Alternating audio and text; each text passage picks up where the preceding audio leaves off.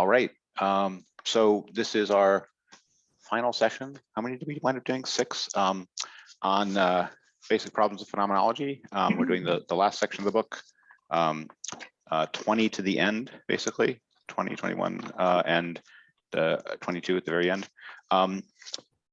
So this is all of the grounding of Dasein in temporality stuff. There's a bunch of recapitulation in it. There's a we get Plato's idea of the cave, which is kind of foreshadowing stuff he's going to do a whole nother book on later. Some closing comments on Kant, but it's also gives us a chance to actually wrap up and discuss the book in general. Before we get going on that and the discussion of that, I want to mention that the book for next time, we've already talked about this last time, but some people might be new, is this one, Platonic Productions by Stanley Rosen. It's about Heidegger, but it's about Heidegger on Plato in particular. And some of that is the stuff that's alluded to here, but it's also his later book on the essence of truth, which you may also talk about. I think we would try to do this over 2 sessions. So the first would be the first 3 chapters. It's like 66 pages. And the second would be the rest, which is again about 66 pages. So basically try to do this in just 2 sessions. You might wonder why I'm inserting that ahead of the kind of the book he's talking about, because the book he's talking about is Heidegger and the Essence of Truth, which we haven't read yet. But I'm bringing it in primarily because it touches on some of the same problems we get alluded to at the very end of this one. And it could be kind of a setup to Heidegger on Plato, or Heidegger on the Allegory of the Cave in his Essence of the Truth book, which we might want to go to afterwards. But whether we go to it afterwards or not, up to other people, I think it's going to be useful to have another contemporary philosopher's take on Heidegger and the importance of what Heidegger is doing here, especially in his, I'll put it this way, his agon with Plato, his fight with Plato over what's the proper background in which to understand being. Joe, question. I seem to recall that there's some difficulty with this book. The one on Amazon, if I remember correctly, because it's been about 2 weeks I looked at it, is like $30. And Craig might have a more wise search recommendation, because that's a little expensive book, and also it might take 2 weeks or 3 weeks to get it. So I worry about how soon we schedule our next reading. It's a fair question about the how soon next time. I mean, I tried to give the notice last time so people could order it if they wanted to get it. I think it's ordered through fulfillment other than Amazon Direct, so it's not going to get there in 2 or 3 days. It can take 1 or 2 weeks. Took 2 weeks for me. Okay, but you got it. Yeah, I got it. Okay, and I have it, and Craig has it. Jim, any notice on you getting it? I'm gonna get it. I just don't have it yet. Okay, right. So the point is, we don't know how long. I always think to myself, oh, I can get it on Kindle, and like I'm just being reminded now. Oh yeah, you idiot. Yeah. You can't get it on Kindle. So I'll get order it. And Pete, did you? It's back in stock at Amazon. Oh. Delivery Monday the 18th. Okay, there you go. So Pete's got it, and so it's orderable within a week. It does mean that we might want to take 4 weeks before our next session rather than 3 to give people more time to read it. That would put our next meeting on the 8th of May instead of the 1st of May, which would work fine for me anyway. But we can talk about that at the end, but preliminarily, I'm going to think that we're going to do that, the first 3 chapters, next time for the 8th of May, if people are up for that. Yep. Okay. And at the very end, we might talk, as we actually get to discussion of some of the themes in the later part of this, our reading today. We might talk about some of the things to look for in the next reading, as well as what we might do next, and so on. But that's just setup. Okay, so if that covers the admin stuff, we're going to do our round of first impressions. And did you manage to do the reading? Had you read this stuff before? If you read it a long time ago, how recently? And then just first impressions on the reading. In the first impressions, the other thing that's always helpful to me is problem points, places where things were difficult, places where you want us to make sure we focus on and go over them. And I can do a sort of sketch of the whole terrain covered as well, if that's useful, but I think it's best to just get people's first reactions. So Carlos, do you want to start us off?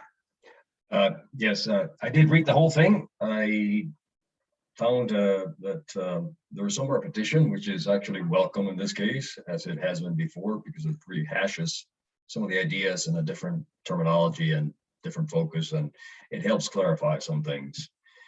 There is a good insight into the concept of design, which is something that's always been bothering me on page 300, and that was welcome. I'm still struggling with the temporality, horizontal temporality, and Temporalität and Zeitlichkeiten. Yes. I have read something extraneous to this book. I think I mentioned it to you the first time I joined you, a book by Sheehan in Stanford.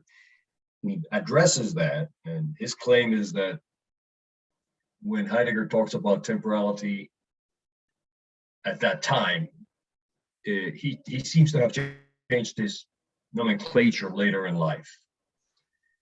I don't know how to reconcile the two yet. I'm gonna have to go back and read that.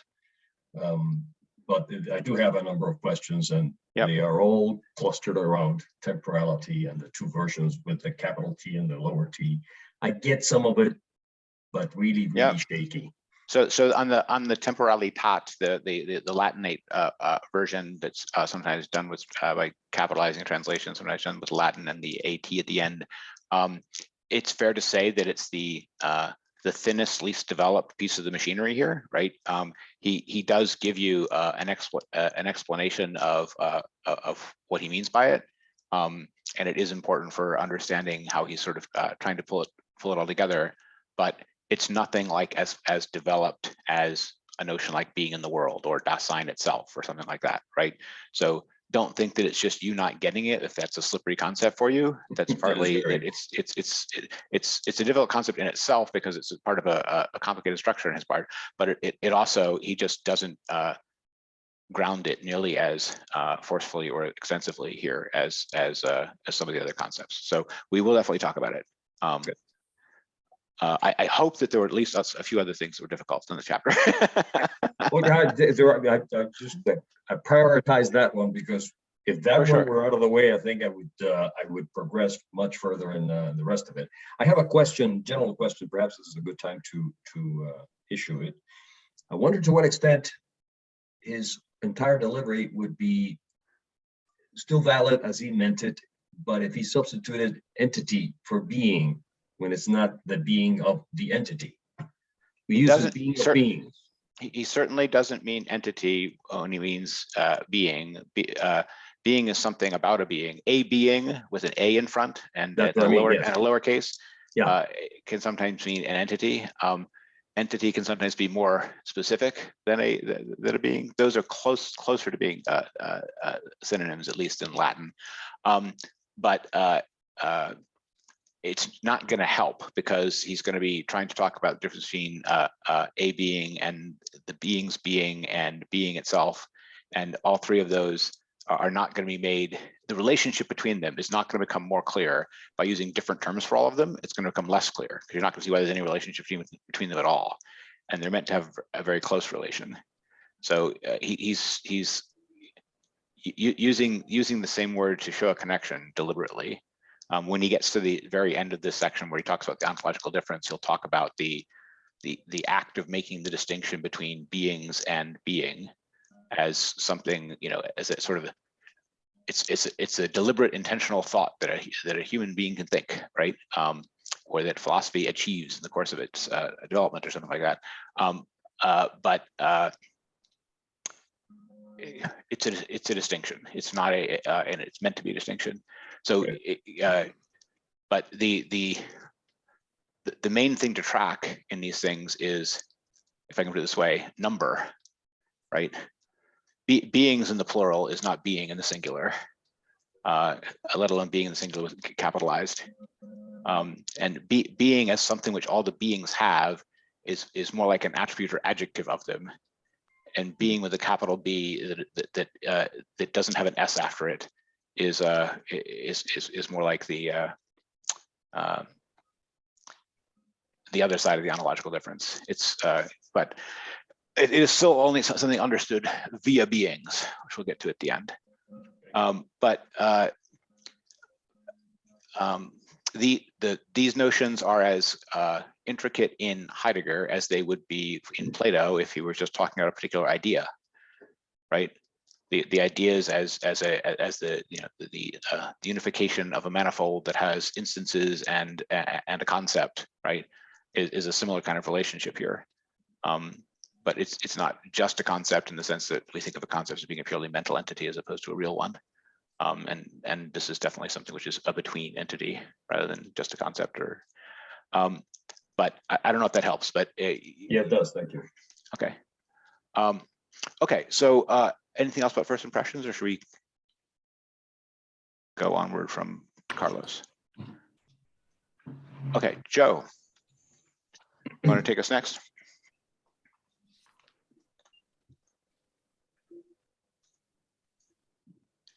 Well, I found this whole section very, very intriguing because I read it the last 2/3 of it, possibly in the last 3 days.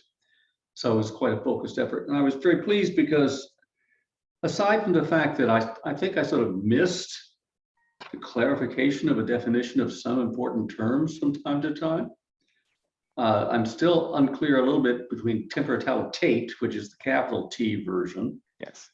as opposed to temporality used with a small t version. And I'm, of course, aware that there's a difference between German and English that might be also bothering me that I can't detect. So that's a confusion. There was a whole section there in the I don't know, the antepenultimate section, not 19, but maybe 20, in which I was going on for a few pages and thinking, what is he saying? And, you know, I hope we'll go over it in the discussion. I'm sure you will. So I'll wait until we're upon those topics before they come back to mind. They remind me, as the Phaedrus riffs talked about. So fair. I mean, the one thing to notice is, you know, section 20, which is where we're starting here, it has elements of it which are recapitulation. It's going to go over a fair amount of the ground that we've been over. It's going to talk about, you know, being in the world again. It's going to talk about equipmental contexture again, and some of these kinds of things, as well as a whole bunch of asides and objections and other perspectives. And you can think of that as like a recapitulation is taking into account, you know, 6 different possible student questions or something. But something like that, it does seem to be going on here, although it's still also trying to make forward movement towards this grounding this claim that we understand being on the horizon of temporality. That's the sort of big claim that he has already made up front, but has not yet actually shown. That's just promissory note at the beginning of all this.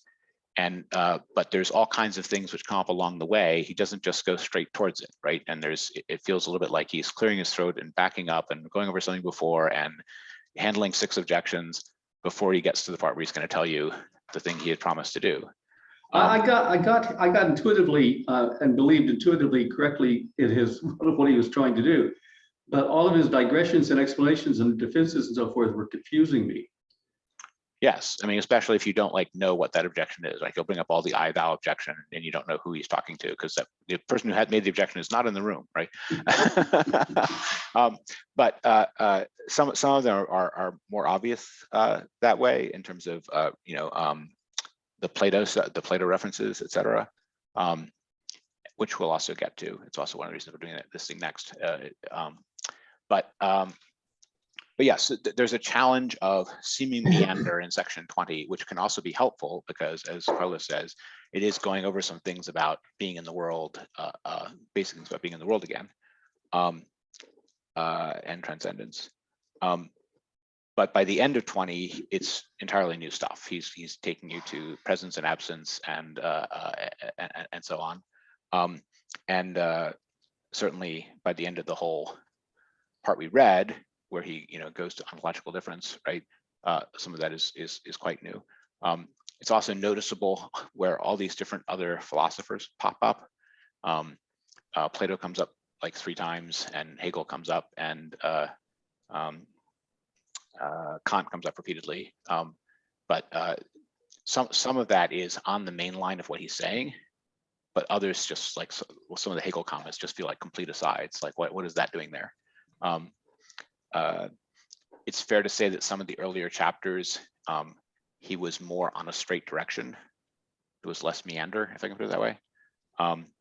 He gets back to being tied in a straight direction at the very end of it when he's doing his recapitulation and talking about the significance of this for understanding Kant and the a priori and so forth. It gets back on a single line at that point.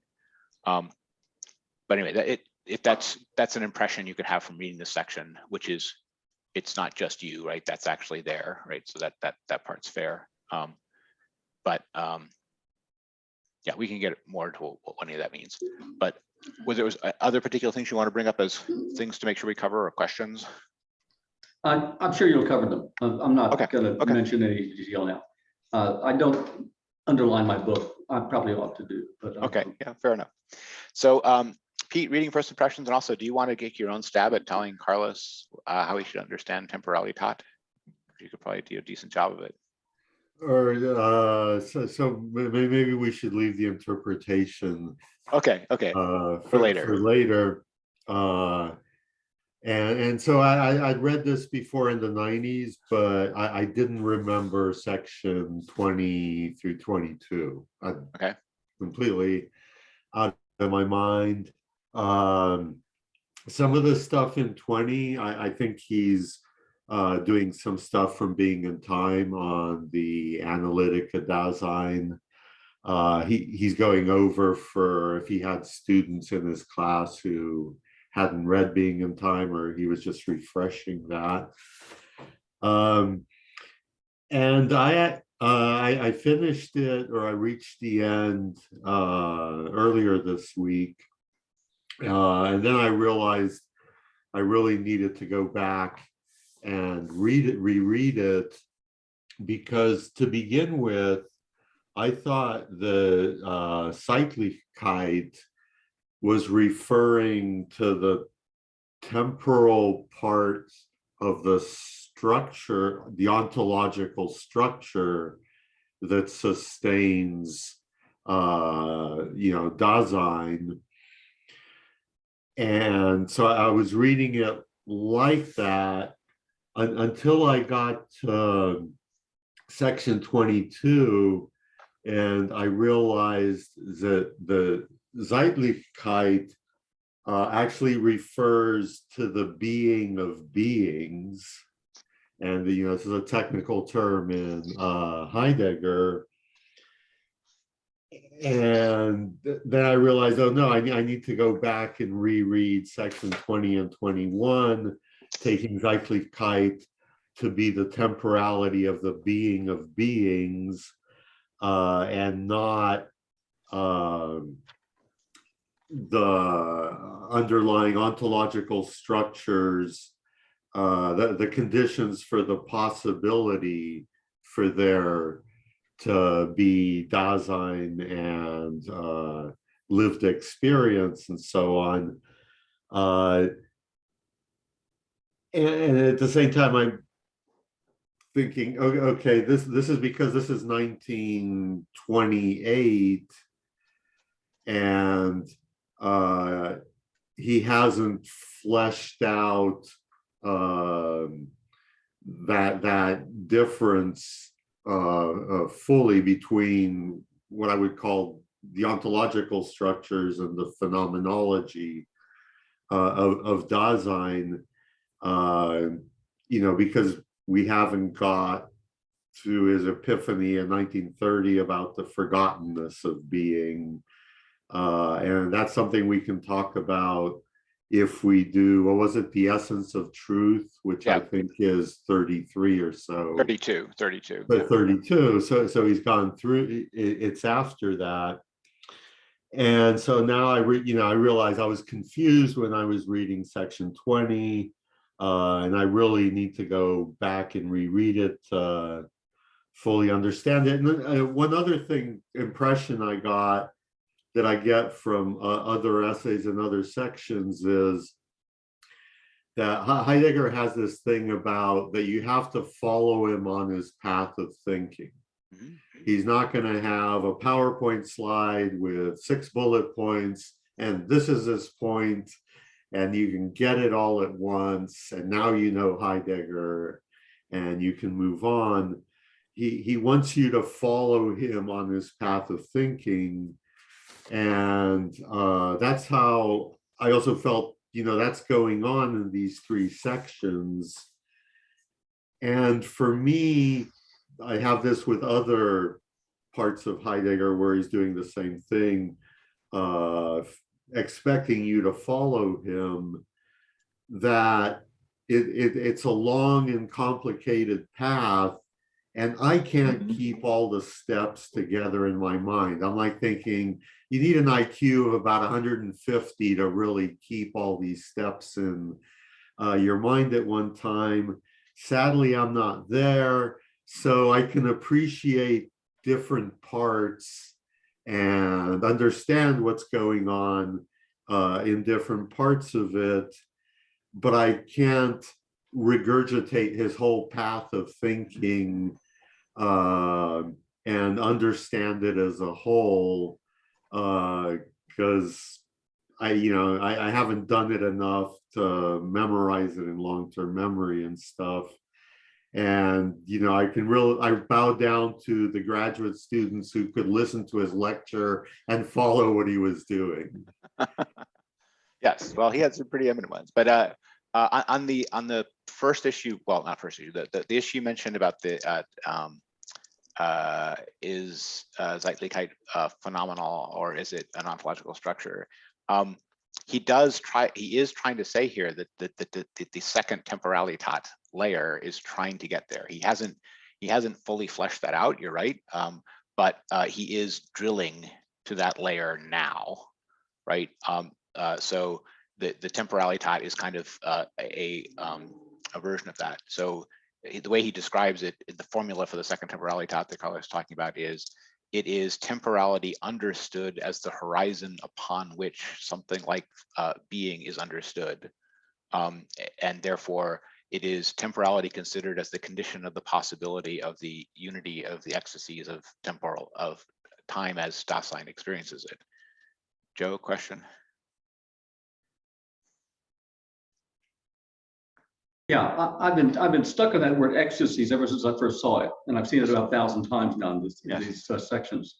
Yes. It's not clear. I looked it up. The English dictionary definition says that it's like some kind of joy. Yes. And that doesn't make sense. No, joy as ecstasy just means being beside yourself. That's just, I know, it's but that's all that I can get on Google. It's stupid. It's not an English word. It's it means outside itself. It means beside itself. Right. So the notion, it's being used here in its primitive sense, not in its poetical metaphorical sense.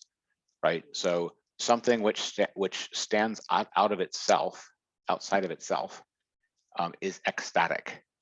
I thought that was transcendent. Transcendent is the ability to go beyond itself, and they're definitely related, right? They're definitely related. But the ecstasies is the notion that there's different directions of beyond itself.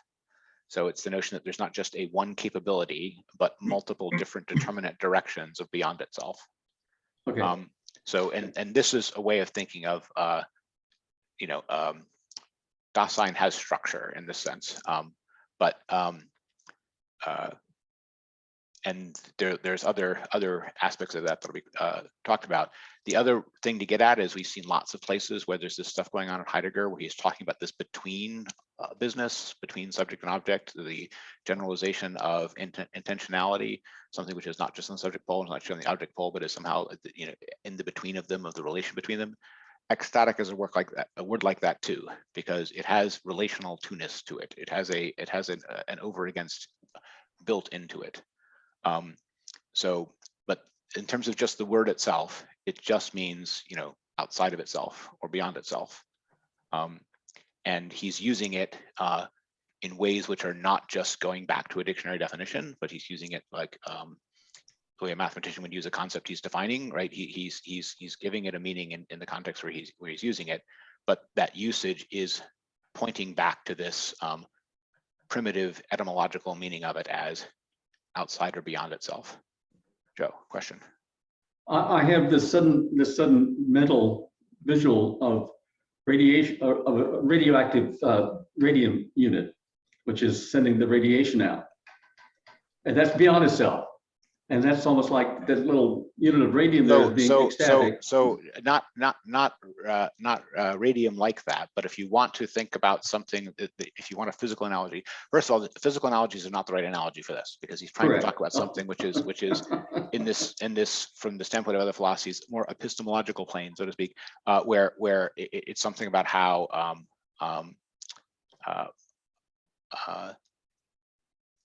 mind content and thing thought meet, something like that, and that's not best thought of on analogies of physical contact. True. Right? And in fact, the tendency to think about those in terms of physical contact is the tendency to think of everything Dasein-like in terms of our understanding of the extent, right? Which he's noticing in other philosophies. So, but that said, there are some notions of in contact in more advanced versions of physics that might be helpful here. If you think of in contact as meaning zero distance in the natural norm on a light geodesic, right? That's closer to being something which is ecstatic, because it's saying these 2 points that are both space-like separated and time-like separated are actually zero distance from one another because they're space-time-like on the same geodesic. And in that sense, they are space-time in contact. The distance between them is zero in the natural norm, right? So it's very difficult geometrically to think about what that notion of contact is, but it is the physically real one. It's just a very difficult physical concept. But the point is, something which has extended relational two-ness to it in itself is the primitive concept he's getting at here. And I'm just picking that example as if you want a place where people had to use a concept of similar subtlety in a physical science, that's an example. I don't know if that helps. I'm not saying that that's what's actually going on in anything like the Dasein case. The Dasein case is, we're definitely talking about this mental to real interface, not to a electron to photon interface. Okay, I don't know if that helps. Clarifies. It's good, thanks. I wanted Thank you. to, one of my questions is along Sorry, the same lines. Jim. So Sorry, is it Jim. okay if I jumped in with that? Jim, just a second. Oh, Okay. sorry. Carlos, ahead of you. I'm always looking for another angle to understand something. So I'm wondering if the word horizon is like a domain from which things come or where things are. Horizon is, okay. Horizon is a word for the fact that something is understood on a background, in a domain, in a region, or in an open region. And he's definitely appealing to the simple mental and visual notion of horizon in that, as sort of in an image, but he's also using it not just for the image. It's not just an imagistic, trying to help you think about it. It's meant to be used rigorously too, to explain a structure of what goes on in all projective understanding, if we call it that way, which is something projected onto something else. And we'll get to projective understanding later, but it may be useful for people who are used to other areas of thought to think about this in the way that people think about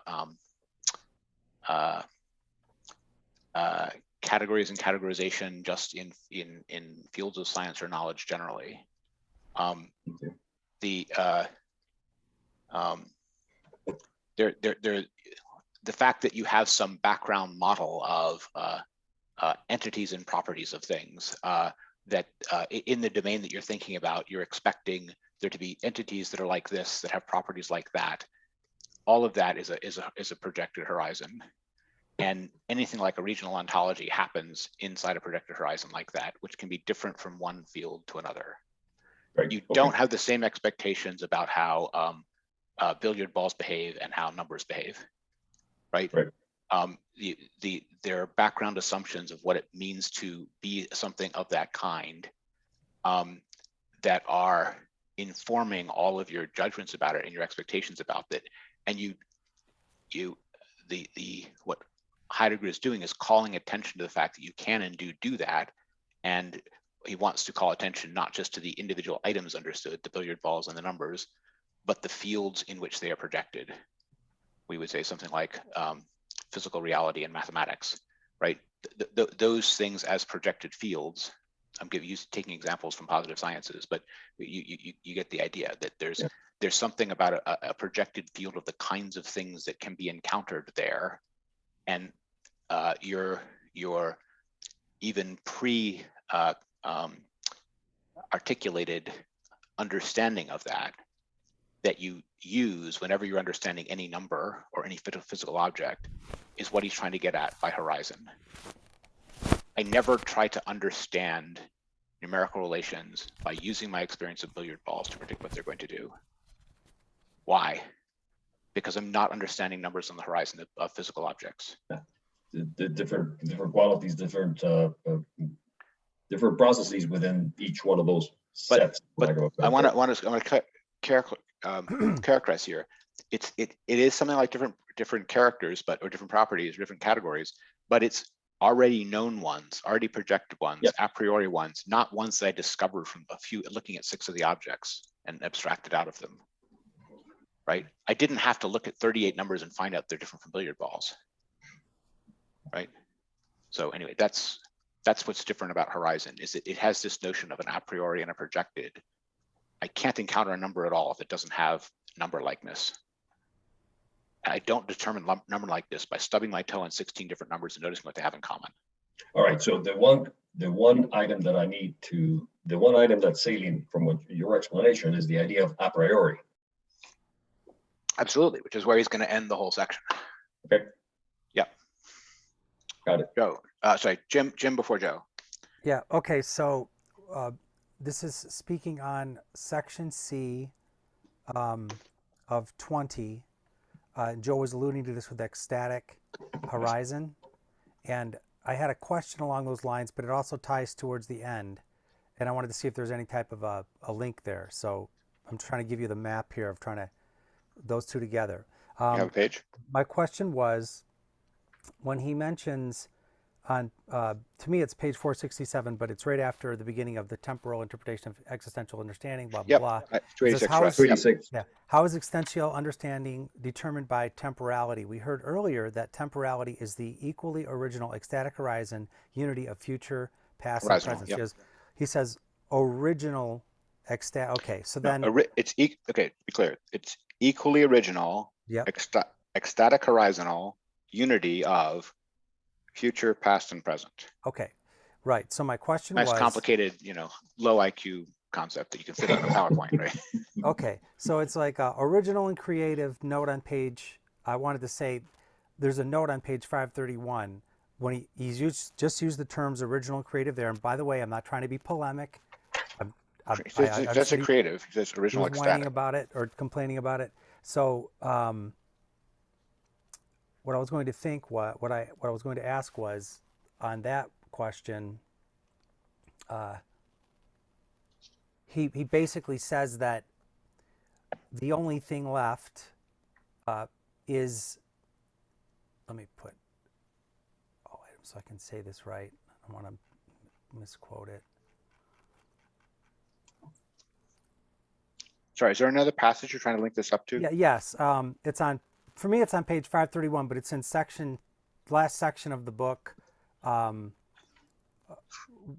He's getting into, he's trying to tie it all together. Yeah. So, but sorry. You see the last section of the book that's too much. What's he talking about? For me, it's page 531, but I'm not sure if that coincides with. A page will not help us. You have to tell us what he's talking about. Right. He's in 22C. Yes. Okay. And then which paragraph? What's he talking about? I got so many highlights. That's why I'm. Does it begin with because they are assertions about being, or we have seen all the component, that all as long as this original belonging together of comportment toward beings and understanding of being is not conceived by means of temporality, blah blah blah. He gets into it. Slow down. That wasn't the start of a paragraph. Which paragraph are you starting on first? Okay, let me get there. I'm sorry. I'm trying to get there as quick as I can. I've got it all highlighted, but I get lost.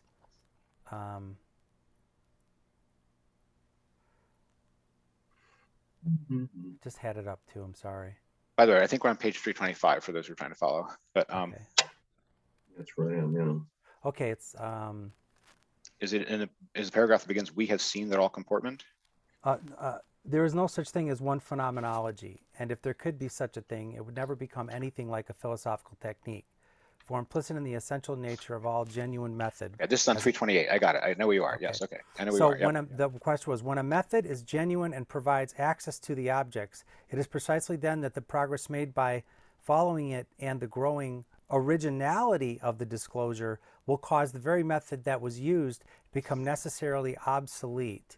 The only Yeah. thing that is truly new in science and philosophy is the Yep. genuine questioning. My question was, since he's referring to his framing of temporality, the ecstatic horizon, I know I'm probably saying it wrong, does then that therefore Well, first of all, let's be clear. This is not the same originality.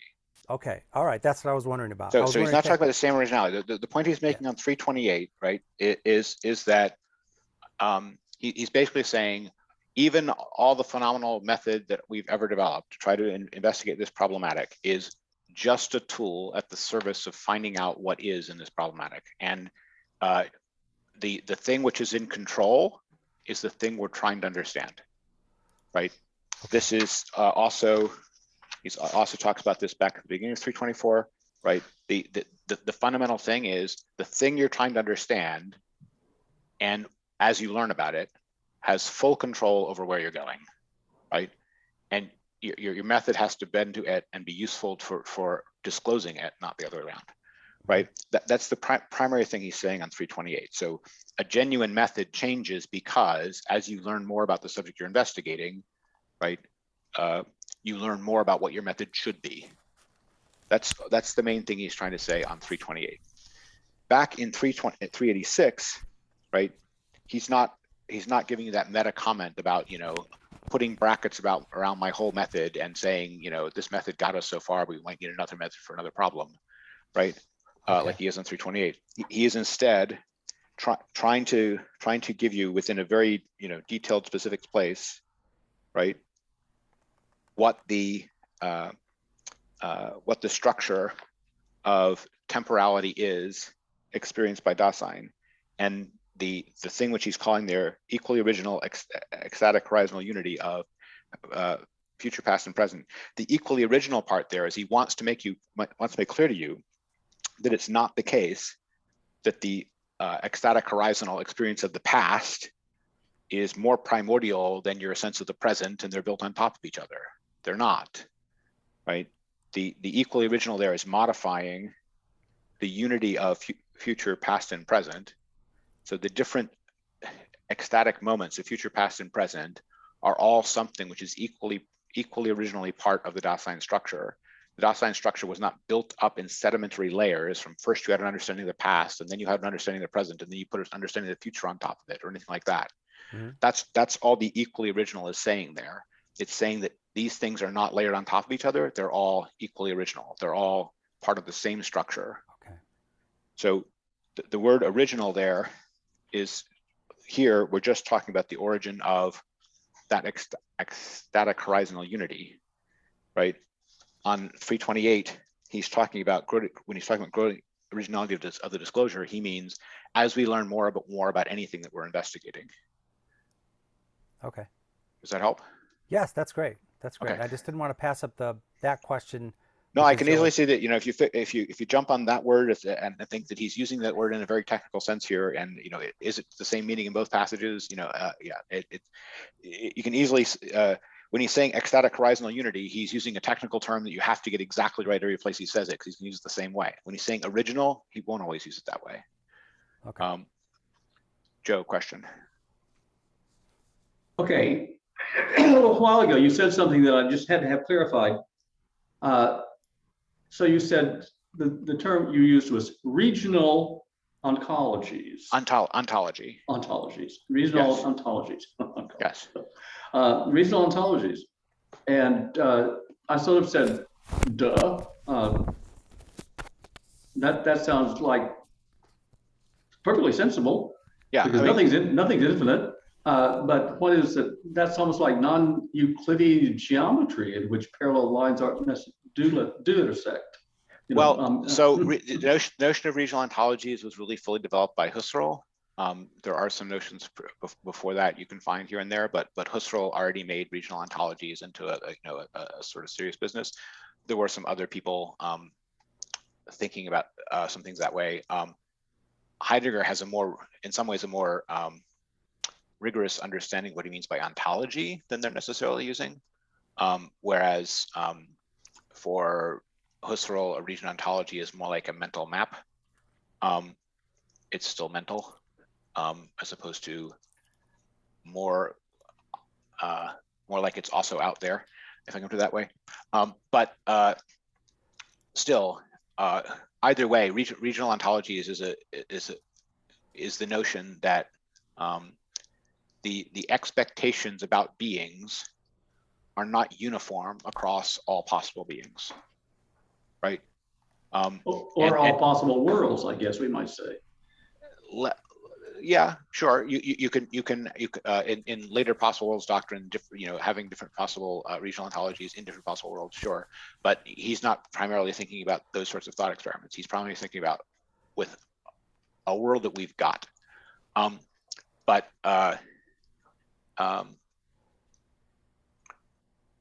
So this came up in the earlier parts of the book where he was explaining in chapter 2 that the notion of being that he found in medieval philosophy was all things are understood on the category of the extant. And at the end of that chapter, if you remember, he said, but does this adequately help us understand something like consciousness, or something like the being that understands being, or something that is not a what but a who, right? And in the transition between chapter 2 and chapter 3, we went from things which are what-like to things which are who-like, right? In part because we recognized there was a limitation of the understanding of being that we saw in chapter 2. Okay, what was that limitation? That limitation was there were aspects of a regional ontology of extant things that don't seem to get mind right, right? So that's a motivation to have different regional ontologies for things which exist versus things which are extant, because they don't share all the things that they don't share in common are not just attributes, but the how of their being, right? So, but that's an example of a Heideggerian motivation that we saw in our own book for ramifying a more complicated ontology that has room for more than one kind of region of being in it. Does that help? Yeah, that's very interesting. Thank you. Okay. So the thing that you get more of in Husserl is just him having that notion for like the spheres of the different positive sciences, and Heidegger will sometimes use things that way as well, right? But where, my example of mathematics versus physics, right? Those are positive sciences that have their own regional ontologies as well. And Heidegger here towards the end will also say that each of the positive scientists, whether it knows it or not, is constituted when it makes an object out of its field of study and thereby projects a regional ontology for that field of study. I want to get to Craig before Carlos. Craig?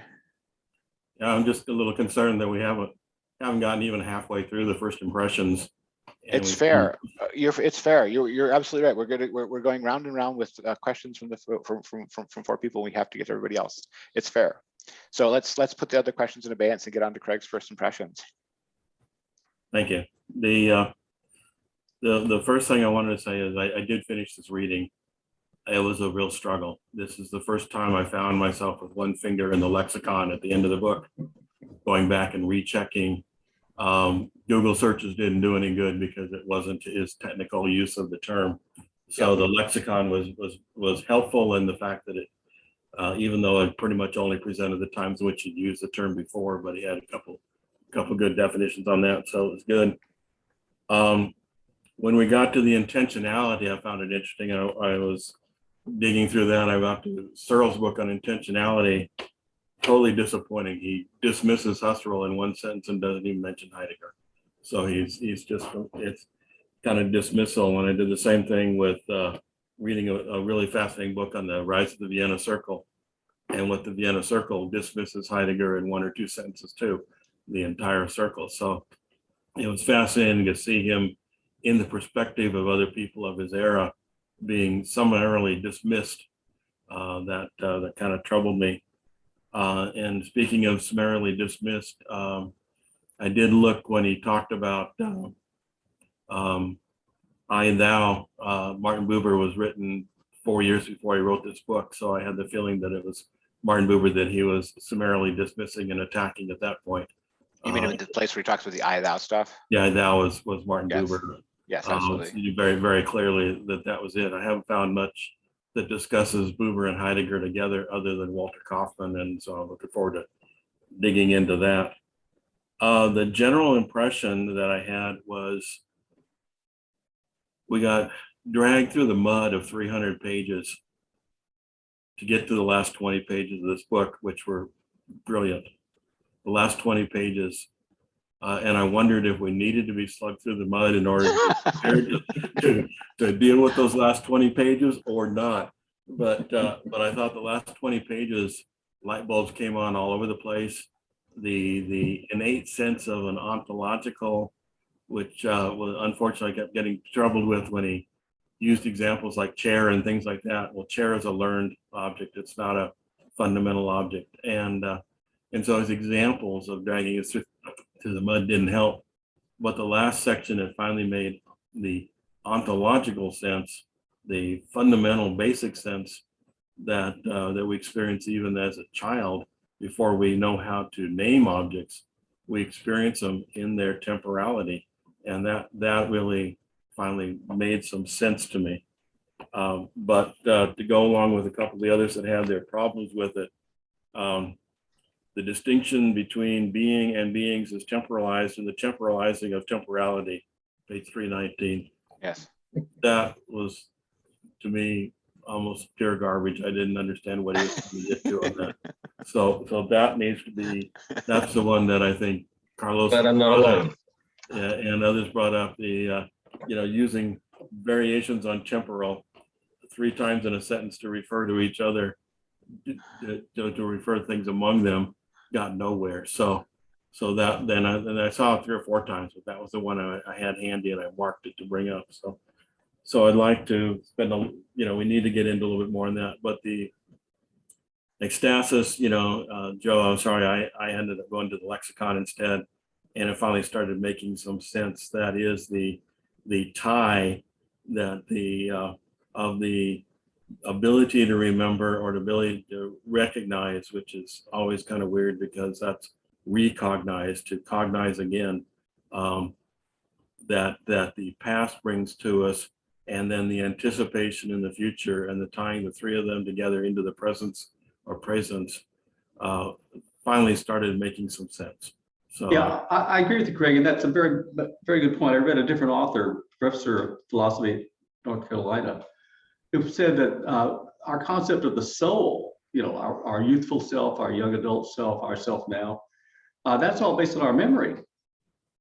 And so this time horizon thing that Heidegger was talking about, we start with our awareness and our memory, and of course we remember the past and remember we project it, play with the future. But it is all one thing in our brain right at that moment. Dasein has it right in clear focus, all 3 of them. yeah, the issue that I came to finally come to see is that he's talking about something fundamental or ontological, Yep. not something developmenal. Right. Correct. Right. And I think that was a fundamental difference that I finally had to come to see. Put aside my evolutionary Yes. view of things, put aside my physicist view of things, and look at it from the philosophical view of things. Yeah. No, it's fair. Well, And that, an adult thing, we should say. Developmental, yeah, but adult. yeah, I mean, so it's fair. The other thing I'll say is when he's talking about the ecstatic unity, he's not just talking about that on the plane of conscious experience, right? It's not just Dasein is conscious of these things, or that you use consciousness of the past and presented as part of your recognition of things. But the way in which Dasein always already has a past is, more fundamental to Dasein's being than just what it remembers, right? It's part of what determined what Dasein is. And same with the fact that it is always a future directed thing, right? That's not just something that if you think about it, will be true. It's true whether you think about it or not. If you don't think about it, you watch your life go by like a movie, but you're still future directed.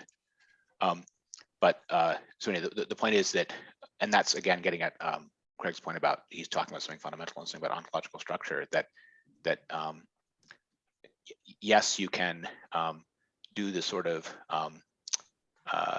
cognitive science phenomenology of noticing the ways in which these different ecstasies are tied to one another, but you first just have to see that that anything like a Dasein is already a temporally extended being with all of these different elements to it, and that's part of just what it is. But all right. Yeah, and just one other quick point on that. Also realize that you had to sometimes step away from his overuse of visual to purely experiential. Sometimes it's hearing, such as music, which very much comes into where the past and the future are tied into the remembering and the anticipation and such, and into everything central within our entire bodies. But by the way, in Husserl's book on the phenomenology of internal time consciousness, I mean, that's his go-to example is music, right? He's definitely thinking about that for the if you want to understand things about the phenomenology of the temporal domain, right? Internal temporal domain, right? Things like how you remember, not just remember, how you can follow a musical phrase and how you can differentiate between a musical phrase that you're hearing now and replaying in your head the music you knew was 5 years ago, right? All of those involve relationships to a temporally extended objects, which are quite subtle and quite involved. But anyway, Husserl is very good at tracking those details of the conscious aspects of that. Yeah, including the anticipation aspect of that. Yes, absolutely. Absolutely. Sorry, I am trying to get through the other people's first reactions. Chuck.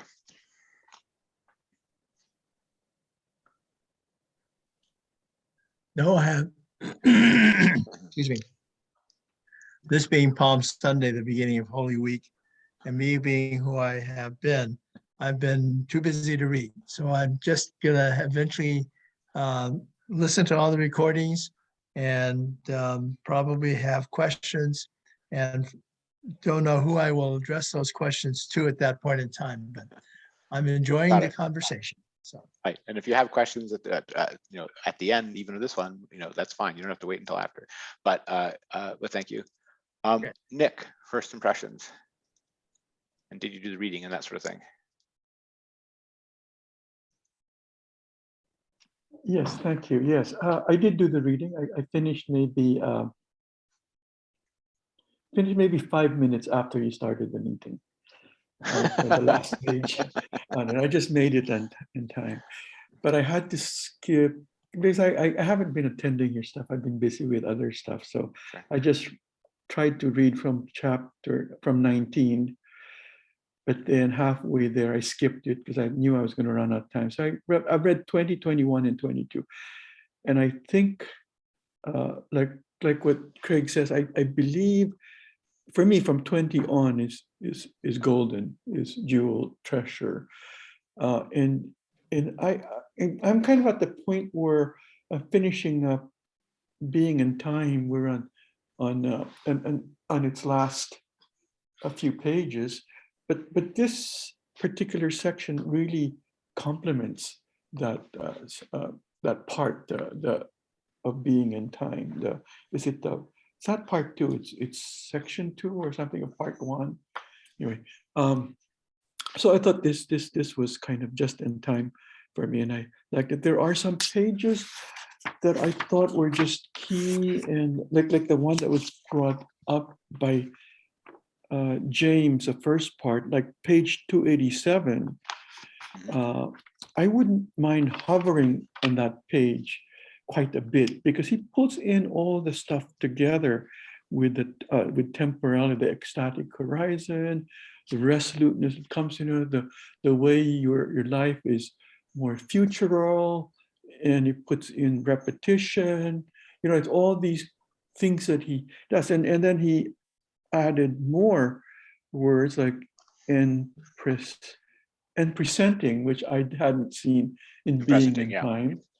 And then I guess instant is there somehow, maybe use another term, the Augenblick, I think the twinkling Yeah, of that's an the eye instant. Yeah. is mentioned, but the end presenting is new. There was something else that was new, but anyway, I think there are some pages here that are just more important than others, worth hovering and dissecting it, and that would be the key to understanding better what Heidegger is saying, especially in Being and Time. So I think it's fair. I mean, that some of this is what I was calling the recapitulation of being in the world, and you're right that some of this is going over some of the material of being in time in particular. Pete pointed that out. The things about resoluteness, repetition, right? Those are themes from Being in Time. I want to not only harp on them to understand them, but also look at them and notice where they fit in the rest of this section and some other things I see going on in them. But there are definitely sections here that are very useful for understanding the general phenomena, sort of being in the world. One of the things I want to point out is that in this whole, the fact that some of that is recapitulation here means he's at the point of saying, now I'm going to show you how Dasein's understanding of being is founded in temporality. And he almost instead gives you all this other stuff. Instead is not quite the right word, but he gives you some stuff which is recapitulation of things from Being in Time and recapitulation of things about the basic structure of being in the world that are not simply what he promised. Now there are ways in which they do link up, especially with the resoluteness and repetition ideas. But I want to talk about the resoluteness when we get there. But in this whole section, he has a giant promise to make that I'm going to show that the only horizon on which you can properly understand anything like being is time. And he's shown a bunch of previous stuff about the temporal structure of Dasein already, right? And if that was all he had shown, he would have already shown the temporal structure of Dasein, right? But that's not the same thing he's claiming to be doing here, right? He's claiming to be taking another step beyond that, and that other step is continually deferred by recapitulation and distraction and other issue after other issue, right? And anyway, that's something that I noticed going through it. It may be I partly noticed that because the other parts that you're noticing that are clear and that are definitely important are things which I've seen before, right? Which I got before. And so for me, they're the recapitulations. And yes, I can say, yes, that made sense to me. He said it well here. But I'm still expecting something additional. But in those sections, I mean. But so I want to at least once get the sweep of where he's going. And then we can also talk about hovering on the parts along the way where he was especially clear about fundamental things he's saying about Dasein. Yeah, I was just curious too, this particular book that we're reading, I mean, or this particular section, is this the start of Time and Being, that one that was supposed to be third section? No projection Heidegger ever made about what he was going to do in one of his grand projects ever simply came out the way he projected it. That's the first thing to understand, right? So yes, this part of this is meant to be a continuation of Being in Time as sort of part of its part two, and the same is true of the Kant investigations that he does right after this. All of those are meant to still be in the horizon of what he projected as the unfinished part two of Being in Time. But it's fair to say that he didn't actually quite finish the original structure projected in Being in Time, right? So they're not simply equal to what he was promising or projecting there. And by the time he's got to 1930, 32, right, he's got entirely different things he's working on. Yeah. But okay, Jim, did you do the reading first impressions? You already given at least one of your first questions. Yeah, I was just going to send you a direct message that I just laughed out loud when you said that Heidegger doesn't deliver. Oh, he delivers plenty, but it's not necessarily the thing he said he was going to deliver. Yeah, exactly. So when I laughed out loud, I'm like, oh, I did it. Our discussion last night. So it happens every now and then. I rather enjoyed it. I think I agree with Craig. By the way, I want to just, sorry, I'm interrupting for a second, Okay, but it's all right. the part you already brought up on page 328, the part about when a method is genuine and provides access to objects, then when progress is made following that method, you change your method, right? That's Heidegger's own self-understanding and justification for the fact that all these projected projects don't always come out, right?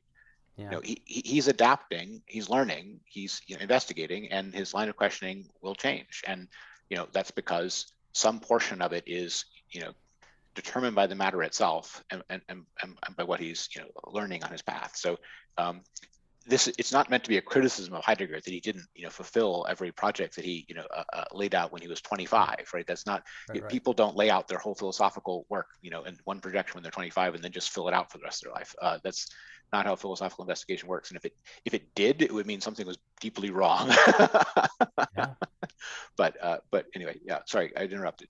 Oh, Keep that's going, okay. Jim. I rather enjoyed it. I thought it helped me understand being in time a bit better. I could be wrong about that, but I think his communication style is a lot more comprehensible. In the last section, he tries to bring everything together, which consequently, that's where most of my questions were. Some of them, I think, will be answered in our discussion. Some I can wait till later. I'm still not satisfied completely with some of his use of terminology and almost a tendency to frame things in a way that doesn't leave much wiggle room so that he can make you agree with him. That's how I felt. But overall, I thought, and I know we're spending a lot of time already. My first impressions, I love him to right off the get-go. It's fascinating. Unbelievably exhilarating. I had a dream last night about it, so it's permeating my whole brain. But anyway, we'll go through, and if I have anything that isn't answered in the general comment that you give and the way you delve into things, then I'll leave this for the end. Sure, that's fine. I just want to comment on the idea that he was particularly comprehensible here in the leading section, and remind everyone what Craig said about the temporalizing of temporality, right? Or something of the kind. It's not always transparent. Let's put it that way. Okay, and this is just like learning another language, a language in which some of these concepts, are going to make sense only within that language. yes, but there's also clarity and less clarity even within a constructed new language. And there's some places at the end where he talks about complete sobriety and objective working with concepts, and he's contrasting the workaday sober thing that he thinks he is doing with the flights of fancy that you find in Platonic myth. And in some of those, you have to ask, how sober is this? is this an example of the height of sobriety or of Platonic divine madness, right? It's got elements of both, but I would say. Okay. Can I ask one thing? Sure. Well, I just want to leave this for thought. I do feel like when he the whole section, I guess it's 327 through 28, right before he gets into it, he sort of suggests everything that comes into your mind as a logical objection is a polemic, and a sort of a useless one. And I just imagine him sitting in his little cabin writing. No, I don't think. I don't know what they're going to do here, and trying to. I don't think that's the primary thing. I mean, when he says even without use of polemics, he is trying to. Okay, so that section it's right after he just talked about the genuine questioning thing, and then he's going to he's got a dismissive sort of wave towards a whole variety of philosophy he's going on around him. But he's not, when he says useless polemics there, he's thinking of his own rather than others people's. The without useless polemics he's thinking of there is not other people's polemics against him. He's thinking about the polemics he would be inclined to launch against the people doing philosophy of feeling, right? I would love to launch into some polemics against the people who indulge in the philosophy of feeling, but instead I'll just like this sober quote from Kant that puts them in their place, right? That's sort of the rhetorical I'll stick with that one. Sorry, Jeff. Well, it's kind of hard for the course, so it's made it a little bit like Joe's experience, except that I didn't put as much time in as Joe. The reading I was doing it on my phone, and I think it sort of messed up with the strategy I had last time of skimming. I mean, I felt like I was not getting hung up, but yeah, there was all the constant promise of getting to the explanation of why time is the important thing, which I kind of already agree with, but I don't know why. So I wanted to explain it to me, and I was just getting to it when I ran out of time. So I really made it to like 20C, and I was getting ready. Another thing is I haven't read Being in Time, and I think so I didn't recognize things as review. Of course, they're not review for me since I haven't read Being in Time. Yep. So, but I don't know if this is a better way of getting Being in Time than reading the actual book or not. So anyway, I think I'm going to be mostly listening. I thank you, Craig, for telling me where the really good parts are. So even if I can't bring the whole thing, I'm going to read the last 20 pages. Yes, I mean, in terms of comparison to Being in Time, I think for people who just want to drink Heidegger's own stuff straight, Being in Time is the more natural starting place. But for people who have a significant grounding in other philosophy, earlier philosophy, this can be an easier entree point. If you come to the subject knowing a lot of Kant, knowing a lot of scholasticism, knowing a lot of Descartes, anything like that, then it's going to be much easier to see what Heidegger is driving at, and where he's starting from in something like this than in Being in Time, where it can just seem alien from the get-go. If you just want to see his own positive explication of things, then Being in Time is probably a more natural starting point. But that can make it harder. It can make it easier. Depends on temperament, preparation. Fair question. Austin, I think you've seen what we're doing in terms of first impressions. You have some comments for us? No, I wasn't able to get to the reading this week, but starting next week, I have ordered the Stanley Rosen book. Okay. I have caught up with the videos on YouTube though for Great. the discussion, so I've been following along, and I have some previous experience with Heidegger. Okay, great. Yeah. And your previous experience with Heidegger, had you ever read this book in particular, or? Sections of it, but not Okay. in its entirety. Yeah. And have you ever read this On the Essence of Truth book, or? No, not that one. Either of these editions. Okay.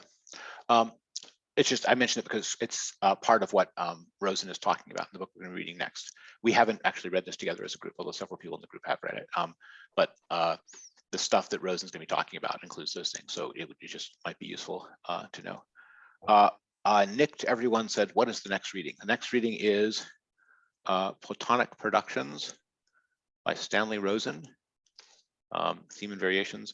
And the reason we're doing this is basically Stanley Rosen, who died in 2014, I guess, considered a generation later thinker, and he's talking about this problematic in Heidegger and Plato in particular, but on the issue of is Heidegger right about what Plato's understanding of being is, and so forth. That's sort of what he has his own take on it, but that's the reason that it ties into some of the stuff we're doing now. Is there like a background we have to, in addition to the Rosen book, or are there other books that relate to it that would be? Reading this one is all we're going to have necessary for next time. If you want to do yet more reading, the other Heidegger things would be useful, especially the first part of this. This is On the Essence of Truth, and I would say you don't necessarily need to read the whole second part on his interpretation of the Theaetetus dialogue, but the section where he is giving his interpretation of the allegory of the cave in the first part of this would be useful for understanding where Rosen is coming from. Thanks. Yeah, useful. Okay, Dan. Hi. I read this book about a year ago, but just to say a few things, especially related to what you guys already said. So to me, I think this book is very important. The ontological difference appear here for the first time and didn't appear in Being in Time. And this is one of so Heidegger's thinking is going to change a lot, but this ontological difference is going to stay there, and it's extremely important. So I think, yeah, and related to this, you mentioned that, for example, the numbers, we don't understand numbers. We don't understand the mathematical projection based on numbers, but the other way around all the time. And it's the same with being and beings. Like Heidegger is going to say this over and over. We cannot go from beings to being, like what's he called beingness.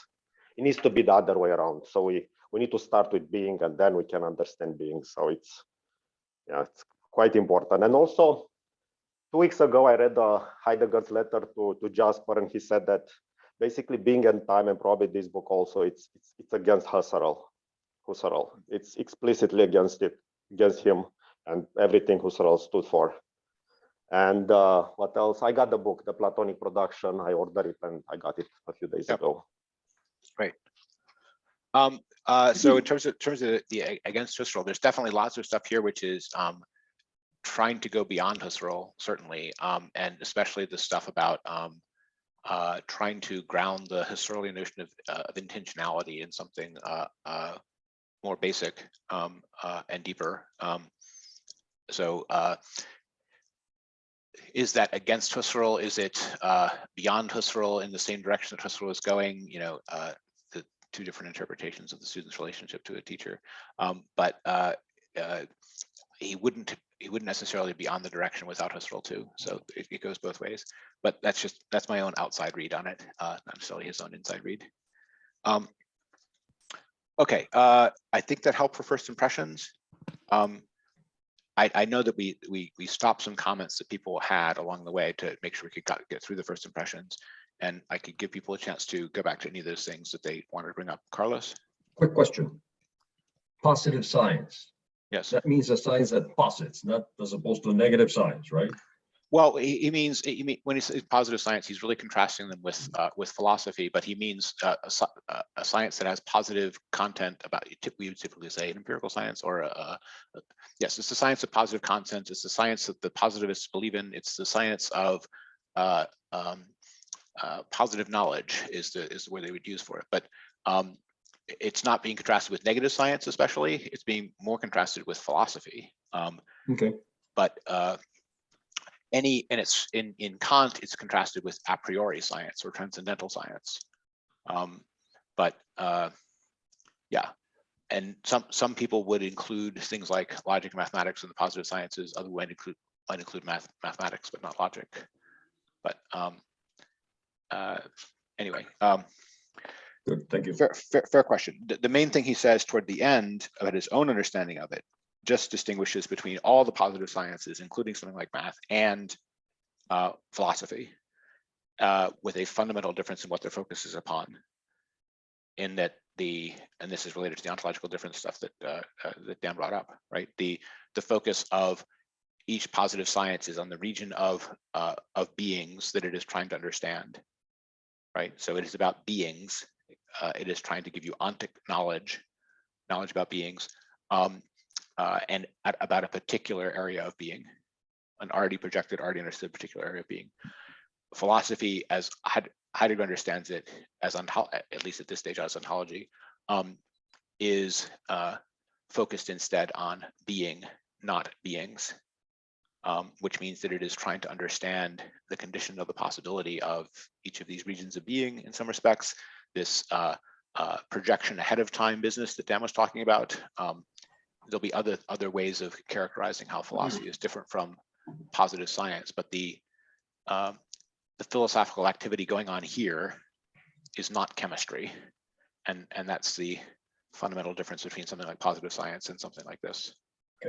Okay. Okay. So we've had a little bit of overview of what all there is here.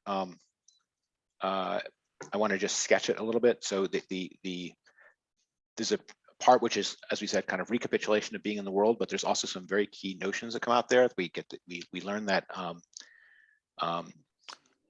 Dasein is constituted by understanding, right? And its ability to be is based upon understanding. That it's about self-projection, and I want to tie this back to some of the stuff in the earlier parts of the book, but understanding as self-projection as being critical to the being of Dasein. I think that's the first real section here. And some of this gets to maybe some of what Nick was talking about this is part of phenomenology of being in the world, and also the phenomenology of Dasein, or the analytic of Dasein, that you could get from being in time as well. But you can also tie this back to the stuff we saw earlier. I'm thinking particularly of the stuff about Descartes. In Descartes, we learned that consciousnesses are beings whose determinations are thoughts. Right. This is that updated. This is Heidegger's version of consciousnesses are entities whose determinations are thoughts. The determinations of Daseins are understandings of being and a chosen ability to be. Right. What do we mean by a chosen ability to be? We mean that a Dasein has concrete abilities to be. It realizes them. Each of those is something like a being content of that Dasein. That is a changing thing. So we already know that it's a changing thing. We already know that it's a temporal thing, but it is also a being understanding thing.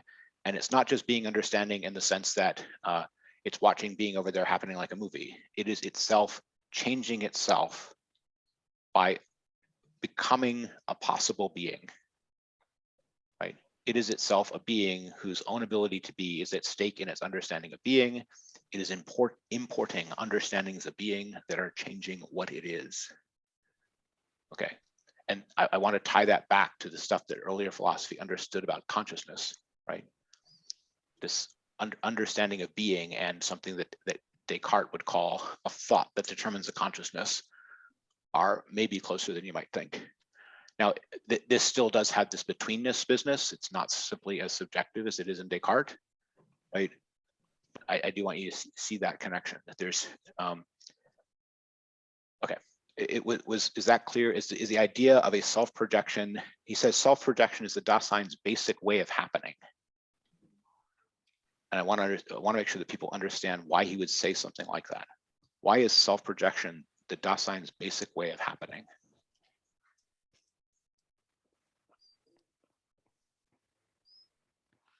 Is that incomprehensible or is it obvious?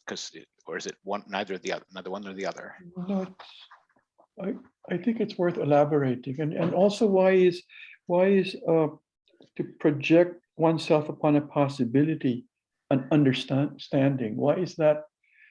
That's a very peculiar definition of understanding. Projecting oneself to a possibility of or a can be, ability to be. Yes. So intentionality. It's not. It is partly intentionality as a directing of thought content to something, but it's more basic than that. I mean, the Dasein has being like content at any given point, right? It gets its content, usually drinking it from the world, sometimes getting it from itself, but it is a being, and it is a being that is whose ability to be is always at stake, whose you could say content is changing, but it's not just a container with content, it's changing, right? And the it's changing is a future possibility to be coming toward it, right? The future possibility to be coming toward it is the basic way that it is, and the basic way that it, we would say, navigates its life, right? You're navigating your life is, actual possibilities of being, and that includes thought, but more than thought, action as well, right? Coming towards you and being presented and being seen before they happen, and then becoming present, and then becoming part of your past, and all of that. All of that is a temporal being stream. It is being happening in you because you're there where the being is happening, right? So the idea that you're there where the being is happening, and the idea that that beings are determinations of your being, and that this is, I'm saying this is, I'm interpreting, not just reading, but interpreting. This is similar to Descartes saying that the mind is the kind of thing whose determinations are thoughts, and therefore its history is the history of its thoughts, right? So it's not just thoughts anymore because it's a whole being, right? But and its thoughts are not just thought of as in a snapshot temporal present. They have this whole impresented temporal structure to them, right? But it is still understanding being that is writing out what this particular Dasein is, if that makes sense. You have to understand Dasein as their being as a place or site where being happens, meaning it's a kind of being in which a stream of being occurs, and the basic way that Dasein happens is as an understanding of being. Its ability to be is an understanding of being. Yeah, it has a kind of the notion that in reading Being and Time, and this is that Heidegger is emphasizing like a future orientation of a being, always kind of looking forward or becoming, which is kind of very anti-Buddhist, if you will. Kind of like just says, live in the present because that's what you have. So he definitely thinks. He definitely thinks talk about people living like 10 feet away from themselves because they're always looking forward. But anyway, that's not that's just. I just want to verify that. No, I think that's exactly what he's saying, and he is he even says that the way of having a future that is the inauthentic way of having a future is when it just happens to you and you have no part in it, right? If the future just happens to you as though it's a movie, right, and it has no element of it is a you decided that brings this towards yourself as your future, then that is what he's calling an inauthentic way of being toward the future. Decision. The fact that there is a decision entails inauthenticity? No. He's not. Decision is a term of art, so avoid the word decision is just like a loose phrase. Okay. Got it. If your attitude towards the future is that it just happens to you, okay, and you have no role in it, then you still have a being toward the future, but that being toward the future is not treated as yours. It doesn't have I-ness to it. It is not eigenleak. It does not have I-ness. It is not my future. It's just future happening to me. For it to be my future, it's not just that I have to be involved in it. I do have to be involved in it. It's not necessarily even that I decide it, but I know that it is mine, right? Yeah. The mineness of things is the authenticity of things. It's the same word in German, right?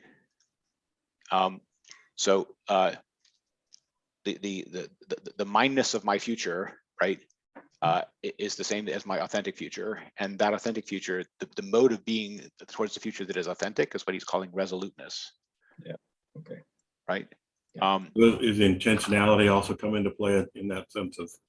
Yeah, later. So I don't think so. I mean, intentionality for Heidegger is a term of art for a much more superficial thing. Intentionality is the notion that the mind-like glance at something wants to mean something by the thing that it glanced at, and it gets to mean the thing by what it glanced at that it wanted to mean. What you're describing is a necessary and sufficient condition for intentionality to happen, but it hasn't happened later.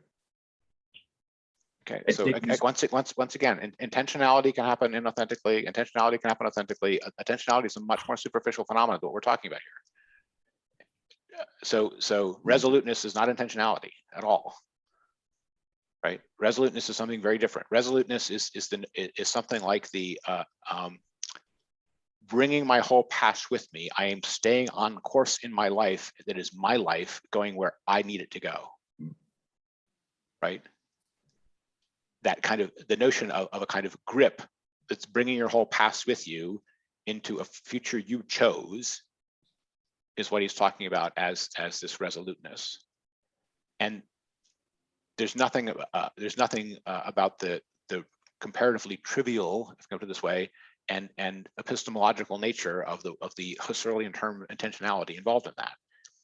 It's more than intentionality, is what I'm trying to say. Now, what can easily distract from the two terms is you think of intention and aim as being, what that future-oriented thing is about, and we will definitely get to that when we get to the horizon on which being is understood, where Heidegger is going to tell us it's time, but Plato has a different idea, and it's worth noting them both. This idea of authenticity as an authoring of your own life, is this? I mean, do you agree that Heidegger is an existentialist? Yes, he likely invented it. But I mean, some people would say that Kierkegaard invented it, but he is definitely an existentialist in that sense, and he's thought of as like the core existentialist in that sense. So yes, that sense of existential authenticity is very much what being in time is about. Authenticity itself just means ownness, own-likeness, something being your own, right?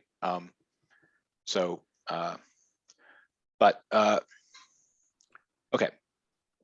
But I wanted to get at this first, just this notion that you have to see Dasein as being something like a temporal history of thought, where that thought is being like in its content. Dasein is an historical being, right? And it is with its history and in human history as well. Okay. So that was the first section. The first section he goes over is that self-projection is the Dasein's way of happening. And that's like crucial to just understanding what he's getting at by anything like being in the world, right? Or authentic time. Okay, the next thing he gets to after, with a little Hegel aside along the way, is what is the on which being is projected so that it is understood. And how is this found on the thing that just came before? And it's found on the thing that just came before because we learned that projection upon is how understanding happens, and is the Dasein's characteristic way of happening. So that means Dasein understanding something and Dasein projecting a possibility on something line up. If Dasein understands being, Dasein has projected being upon something. That's a deduction, right? Are you on B now? Is that on B or even beyond 20B? I have no idea. I remember the There argument. is Hegel in 20B. But, so we're just starting to get into the being happening. Was it the character's way of happening was on 277 in A. Yeah. When we get to projection of being as existential understanding of being, yes, it's starting to get into B. But the particular place that I'm going to in B is where he gets to Plato around 282. Why? So Heidegger has the notion that to understand being, you have to have projected it on something, and that means that you're projecting it on something which is a beyond being. So there has to be some beyond being in whose light being is understood, right? And we know from his previous, promissory notes that that's supposed to be time or temporality in the second sense. Okay, but he also has just noticed the structure of understanding means that projected upon is going to be part of how Dasein understands anything. And then he sort of notices, thinking that to understand being, you have to have projected it on something which is beyond being. He finds footprints in the sand, a little scribbled sign. Plato was here, right? So Plato in the Republic, when he talks about the epikonia, the beyond being, right, already has a notion that to understand being, there has to be something beyond being. that beyond being in Plato is the idea of the good. You get this in the Republic, and he's talking with Glaucon, and he says that there is something even beyond being in. It's usually translated dignity and power. The word for dignity is actually old, age and power. It's actually a presbyter, the same word as an elder of the church. Older and more powerful than being is the idea of the good, and it is supposed to be the light in which the beings appear, and also the cause of their being, as well as their intelligibility. That's what you get in Plato. So he's got something which makes the intelligibility of being understandable, as well as being the cause of the beings themselves. And Plato calls that the idea of the good. And here we have Heidegger bringing that up and basically agreeing that there has to be such a projected upon that's going to allow being to be understood, although he's going to disagree that the thing upon which being is actually projected in order to be understood is Plato's good. So the thing I want you to notice here is that this is the beginning of an agon with Plato, of a debate, dispute, problematic with Plato, where he's agreeing that Plato's notion of an idea of the good beyond being, instead of just being a crazy notion or an incomprehensible notion, is one whose structure is necessary for being to be comprehensible at all, right? And that sort of a priori structure fact is not something that Heidegger is the first to notice, but Plato had already noticed it. And he's going to line up him noticing it with what Plato noticed, and he's going to say, this is why, effectively, Plato's idea of the good is there. Okay. So then what he actually says about Plato's idea of the good is that it's in many respects obscure, right? He doesn't claim to give you an explanation of Plato's idea of the good. He instead points to the need for that place or site, something like that. And what is he going to put there instead? Something like temporalitat. So this is, by the way, all this is the stuff where he's still talking about the part of Plato before he gets to the allegory of the cave, right, which is going to come right afterwards.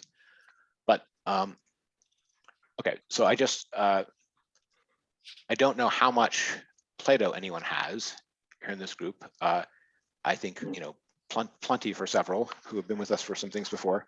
But it's striking. The other thing I wanted to bring out is, can you take Plato's thought there and line it up with any of this Heideggerian problematic machinery? And the answer is quite a bit, right? If you wanted to. Heidegger could easily have continued here in a much more Platonic vein than he continues, is what I'm trying to tell you, right? He could have said, Plato understands that you need an idea of the good on which to understand these things, and we understand this because the fundamental nature of Dasein is futurial, and it understands itself in terms of its resolute intention towards something, which is what it's trying to do with its life, and that is a goal and an end.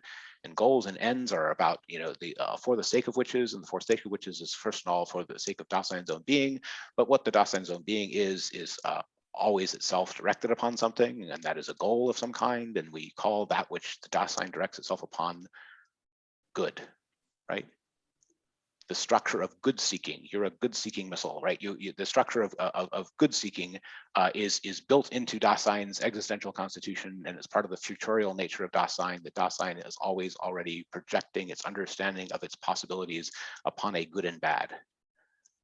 You could have easily continued this discussion in a Platonic vein like that and tried to get the notion of this Dasein character to line up with this horizon on which we understand being taken from Plato. Not at all what he does. I'm just saying that move was sitting there and he didn't mention it and dismiss it. He passes by that move in silence to make his own move instead. Okay.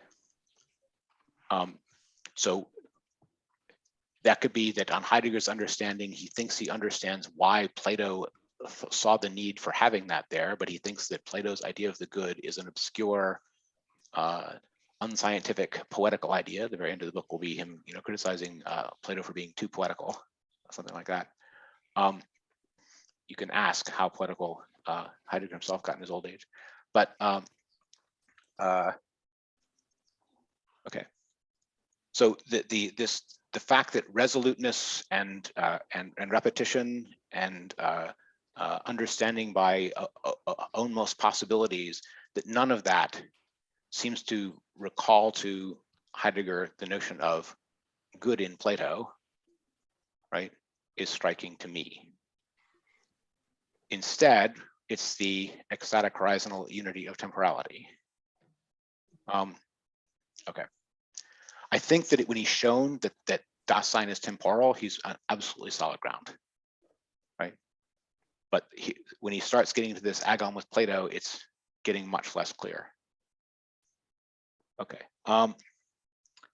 So I want to talk a little about this ecstatic horizontal unity of temporality, right? So Craig brought up some of it already.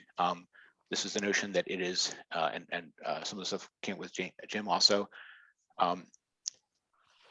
There is an original unity of experience time that is tying together past, present, and future, the being and significance and meaning in each of these things, and the deciding upon own possibilities, and the remembrance, bringing forward the past, all of that. That is the right horizon for understanding something like the unity of Dasein as a temporal entity.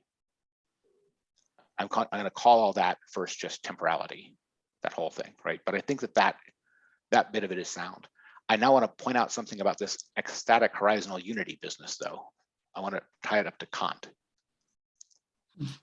In Kant, we had two different notions that were quite separated from each other, that are related to this notion we're talking about with ecstatic horizontal unity of temporality. We first had the synthetic unity of apperception, which was the thing that unified all of the senses and that brought together the experienced sensibles into a place of judgment, right, where logical judgment was passed upon things and truth could occur. And the entity that performed this operation was the transcendental ego, which was a bare, unknowable I of an I think. But the synthetic unity was responsible for the unity of the transcendental consciousness. Okay. I put it to you that the ecstatic horizontal unity of temporality is, with much more structure in it, performing the same function as that transcendental unity of apperception and transcendental ego in Kant. Right? It's the same place where truth happens, where the different aspects of experience are knitted together into a one truth. Okay, so there's a formal similarity in the function that is performed in the two different philosophies by synthetic horizontal unity of ecstasies of time. Sorry, ecstatic horizontal unity of and on the Kantian side, the synthetic unity of apperception. The other thing we heard from in Kant was that when he wanted to know what time was, besides calling it the wherein of an ordering, he told you that it was the form of the internal sense. But he didn't tell you why time would be the form of the internal sense. It's just sort of a bare fact. And he even said that that's only as it appears to us, and for anything beyond appearances, anything in the transcendental sense, we have no idea, right? If time is real at all in any way. Sort of what you got from Kant. I think you can say that Heidegger has clearly made progress in this Kantian direction by showing how something like a synthetic unity of apperception and something like an internal sense of the form of the internal sense being time belong together in one structure. These things that were two structures in Kant and unexplained in their relation to one another, right, are actually explained from one structure in Heidegger, right? this horizontal, ecstatic horizontal unity of temporality, right, performs the role both of the internal sense, form of internal sense in Kant, and of the transcendental unity of apperception in Kant. And it performs them both from exactly the same structure. So to me, that is clear sign that he has understood the a priori structures that Kant himself was trying to think about better than Kant did. If you're just a neo-Kantian, then Heidegger is making progress here, clearly so. If I can say something, Yes. in the Kant book, basically Heidegger is taking all Kant's category and deduce them from time. So he's saying Yes. here how we can, so time is more basic than what you say, temporality is more basic than what Kant said. Yes. And so exactly that, and some of this is stuff he's going to do in the course after this, which we haven't gotten to. But even here, you're already seeing that those fundamental elements of the Kantian structure have been stitched together, right? He's found the unifying structure underneath the synthetic unity of apperception and the form of the internal sense, and that basically means he has, diagnosed the transcendental ego as temporal. Right. Remind me again, in the apperception of Kant, there was Yes. nothing about time there. There was Correct. the perception, there was like and then intuition, going all the way to concepts or understanding as one, tied together. Basically correct. This comes back to some of the stuff he's going to get to towards the end about trying to understand what Kant means by absolute position. But for Kant, the synthetic unity of apperception issues in judgments, and judgments are basically posited in logical space, if I can put it this way. They're truths, but they're truths about sensuals, but as true, they're not sensual themselves, right? But the things that the things which the transcendental ego is doing are judgments, right? I think X, where X is a judgment, and the transcendental ego is the actor that performs those I think operations. But those I think operations issue in, determinate judgments. Each of those determinate judgments has the character of a posited truth. Does that help? Yes. Okay, thanks for that. So there was no time issue. I think there is a time. There is a significant discussion of time in Kant, but it's not there for the transcendental ego. It's only there as the internal form of time consciousness. Right. It's transcendental and aesthetic. It's the a priori part of our senses, time and space that we contribute. Well, the time being internal and space being external. Correct. Exactly. The transcendental forms of transcendental aesthetic, the forms of the intuition, of the sensual intuition, before any experience, is a projected space for the exterior world and a projected time for the internal sense. Right. And the only thing he says about that time of the internal sense is that it's just the wherein of an ordering. It just has a before and after. Yeah. Right. So that's a much more bare bones understanding of time, right? But it also is in no way tied up to the three persons of the Kantian personality. It's not tied up to the transcendental person or the passionate person or the moral person. It's just hanging off into the intuitions of sense. Right.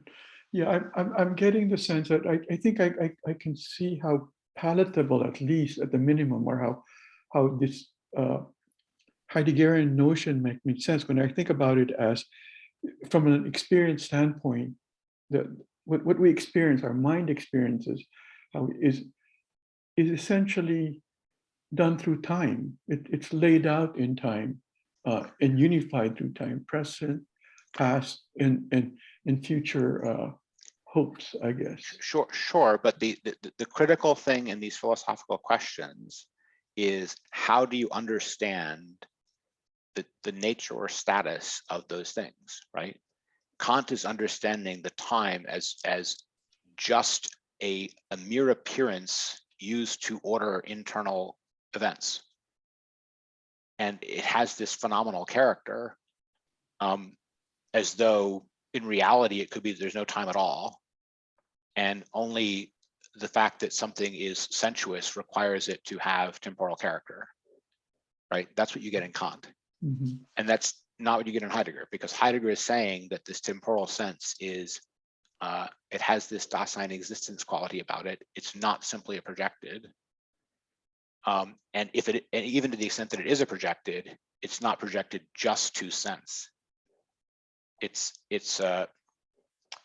could also say this as sense is a much more, sense is not even the right word.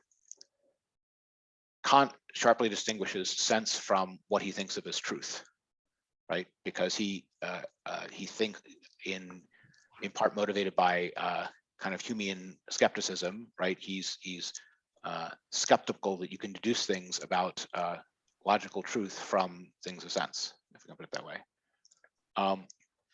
There's much less of that here in Heidegger, but he's also trying to explain, how about this? He's trying to explain where this structure comes from in a way that is not simply that it is an illusion. In Kant, it could just be an illusion. Now, that said, Heidegger is also going to say things along the way, like time exists as long as Dasein exists. And to which the sort of immediate response is going to be, okay, if by time you mean time as we're understanding it, I can get that. But other than that, how would you know? Anyway, that's the sort of question that all of the moderns, Heidegger included, are open to. Okay. So did we get through the first pass at Plato? The first pass at Plato is where he brought up the idea of the good, and I wanted to point out the possibility that's there of giving a Heideggerian read of the idea of the good as the background on which being is understood that never occurs, as the dog that didn't bark in the chapter, right? And instead we get an understanding of being upon the categories of time that makes no use of anything like a good as goal or good as sought or good as toward which. Mhm. Okay. Right after that, he gives you his first gloss. I say first gloss because he has a whole other book on it, on Plato's allegory of the cave. And he will, he gives you a version of it, and he's explaining that this is the experience of how the philosophical versus the everyday. The philosophical view turns the everyday upside down, right? It is disoriented to the everyday understanding to look at it the way philosophy does, because it's an upside down world. And he quotes Hegel on saying that it's an upside down world. But this is also the orientation he's seeing in Plato, right? Or his gloss on the cave is that the everyday is existence in the cave, and the waking up and turning around is the philosophical. But here he is also relating that to the everyday understanding of beings versus seeing being. This is also related to the ontological difference we'll get later. I bring that up here because this is going to have a career in the whole first half of this other book on the essence of truth, where he's going to take on Plato on Plato's notion of truth. And that's also necessary preparation to the book we're going to read next time. Okay. But it's only his first take on the allegory of the cave. Okay.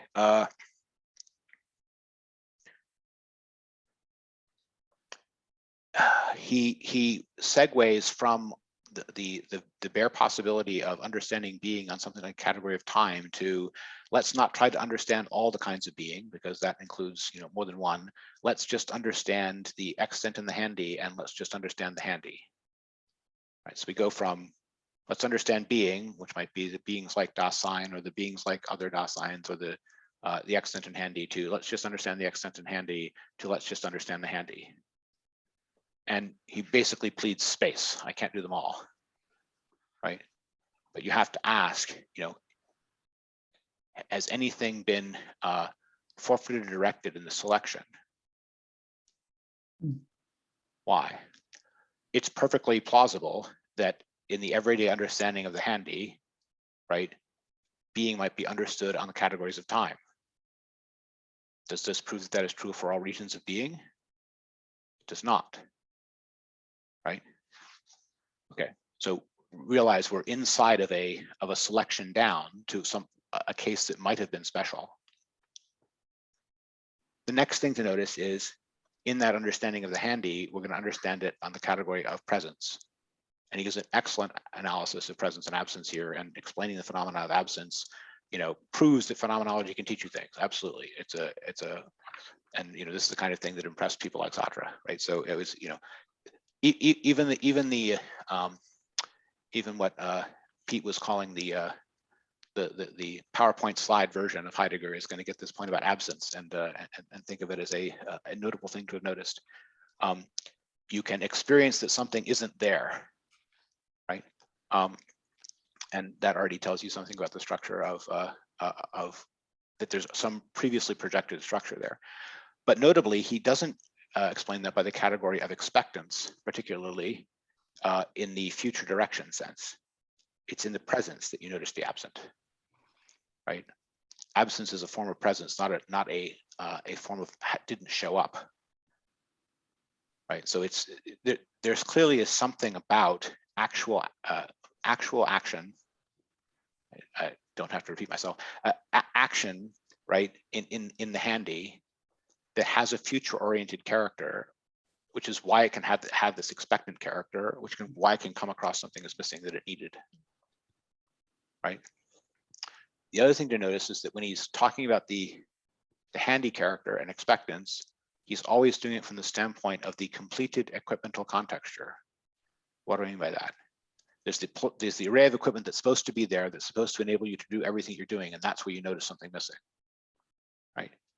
You can also have to create that equipmental contexture from nothing, and have to notice what is adequate for each of the things that you need to do. If you're doing that, you need a more futural rather than a purely present absence orientation, right? You're oriented on possibilities in a future direction if you're going to plan an equipmental contexture. Okay. Why am I bringing this up? I'm bringing this up because he was going to tell us that he told us as an aside that Plato understands being as presence, and he also tells us that Plato understands the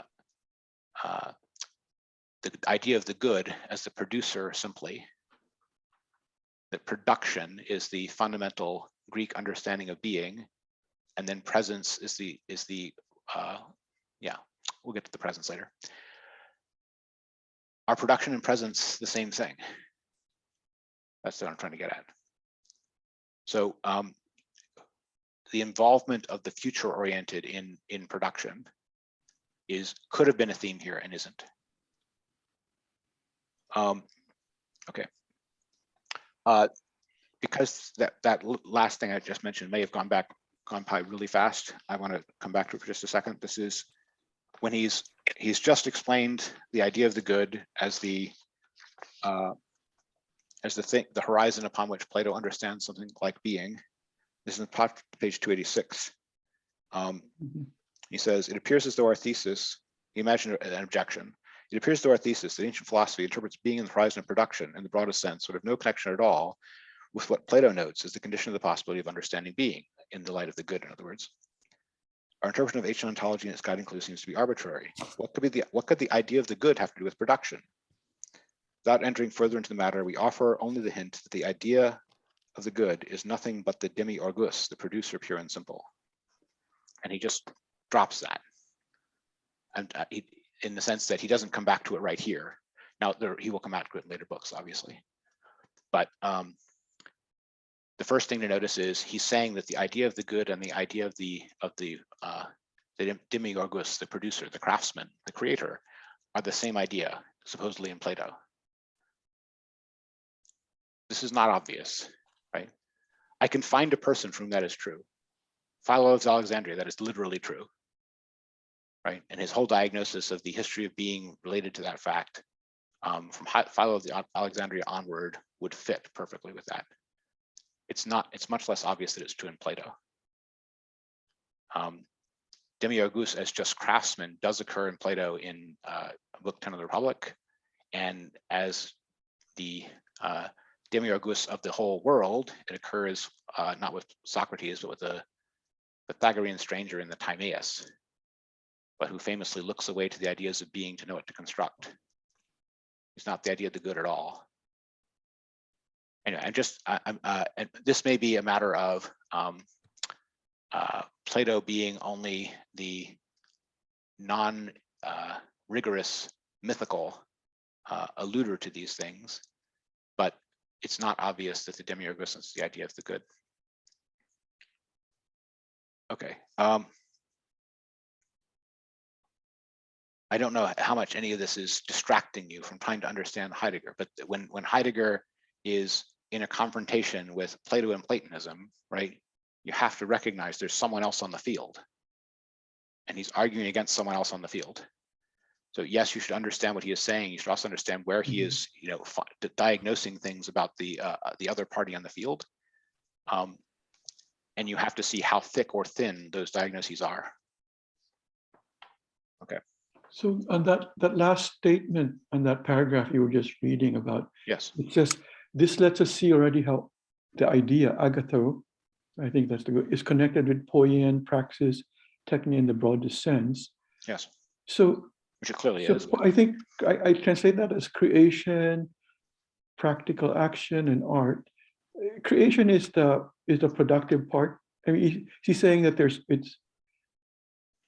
it's more than just productive. There's also these other connections. Or am I misreading that? So he's giving you two very thin sentences here that are trying to tie together the idea that Plato sees a whereon being must be projected in order to be understood and calls it the idea of the good, with the previous stuff he had claimed back in an earlier chapter, that the fundamental horizon on which ancient being was projected was the possibilities of production. And he's trying to connect the two by claiming that the idea of the good connects directly to the producer with poen, praxis, and techne, that all of those together are the same idea that the being of something is created by, known by, produced by the producer of it. Okay. When I said that these are ideas that are exactly the same in Philo, Philo will tell you the idea of the good is God, is the creator of the universe who makes things and understands them when he makes them because he is the architect who plans them the way that they are and makes them be exactly what they are to be. They exist first as thoughts in the mind of God, and then they exist as the created thing that mirrors that thought because God is the architect. So the idea that the architect's thought of something is the essence of the thing, is the being of the thing, is the notion that Heidegger is appealing to here. And he's connecting that to having good as the background upon which the being of beings is understood. Okay. The second part of that, as a technological understanding, might be true of some aspects of the Greek understanding of being in general, without being particularly true of Plato, or his use of the idea of the good. The idea of the good being the background on which being is understood by Plato might also be true, but it's not obvious that that means that the idea of the good is the producer as such. I guess my question was more, the three terms there, poien, praxis, and techne, I didn't understand that to be all production. I interpreted that the first part to be production, first one, but the other two were outside. The production, pure and simple, is Demiurgus, the producer, the craftsman. Right, and then the second, he says, this lets us see already how the idea is connected with all in the broadest sense. It's still all production? Okay. Yes, he's trying to say that poen, praxis, and techne are all Greek inflections of production. Okay. Right? But got it. Is the idea agathou the poen as such, the praxis as such, the techne as such? It's not obvious. he's issuing a promissory note or a hint here, right? He has not proved this, right? I'm just highlighting the fact that he hasn't proved this. Okay. And the thing I want to throw out there for you is it is entirely possible that this kind of structures of understanding as projection that Heidegger laid out are entirely correct. And it may be entirely correct that there is a horizon of almost possibilities upon which being and his own being, the being of Dasein, is projected in an authentic temporality, something like that, that is the basis of understanding being. There may also still be a future-oriented aspect of that that Plato might be getting at with the idea of the good that Heidegger is not seeing here at all, right? It's not obvious that being directed at something like an idea of the good is the same as the architect producer.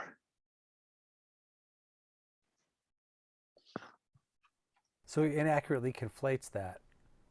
I don't know if it's inaccurately. He hasn't tied them together for you yet.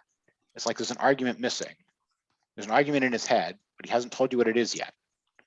I'm not saying he doesn't have one, because he's got whole other books where he tries to develop it, right? But he hasn't told you what it is yet. Okay. Okay. So that was the question. The logical question is, what does he have? What is he suggesting in replacement of the good, or is Well, it just next time we'll find out what at I least see, one I person see. thinks about what he has, I and then see. after we let Rosen have a take on it, then we may find out, what he has to say for Okay. himself on the topic. And That would be good. But I think in being in time and here, there's nothing. It's almost like there is authenticity is the key thing. That as long as you have it, you own it, and you created it consciously. That is all that is required to be authentic. Sure, And but there is no good, or there is no. It's kind of an amoral type. it's not no? that there's no good. There certainly is ownness in authenticity, right? But does ownness guide Dasein's action?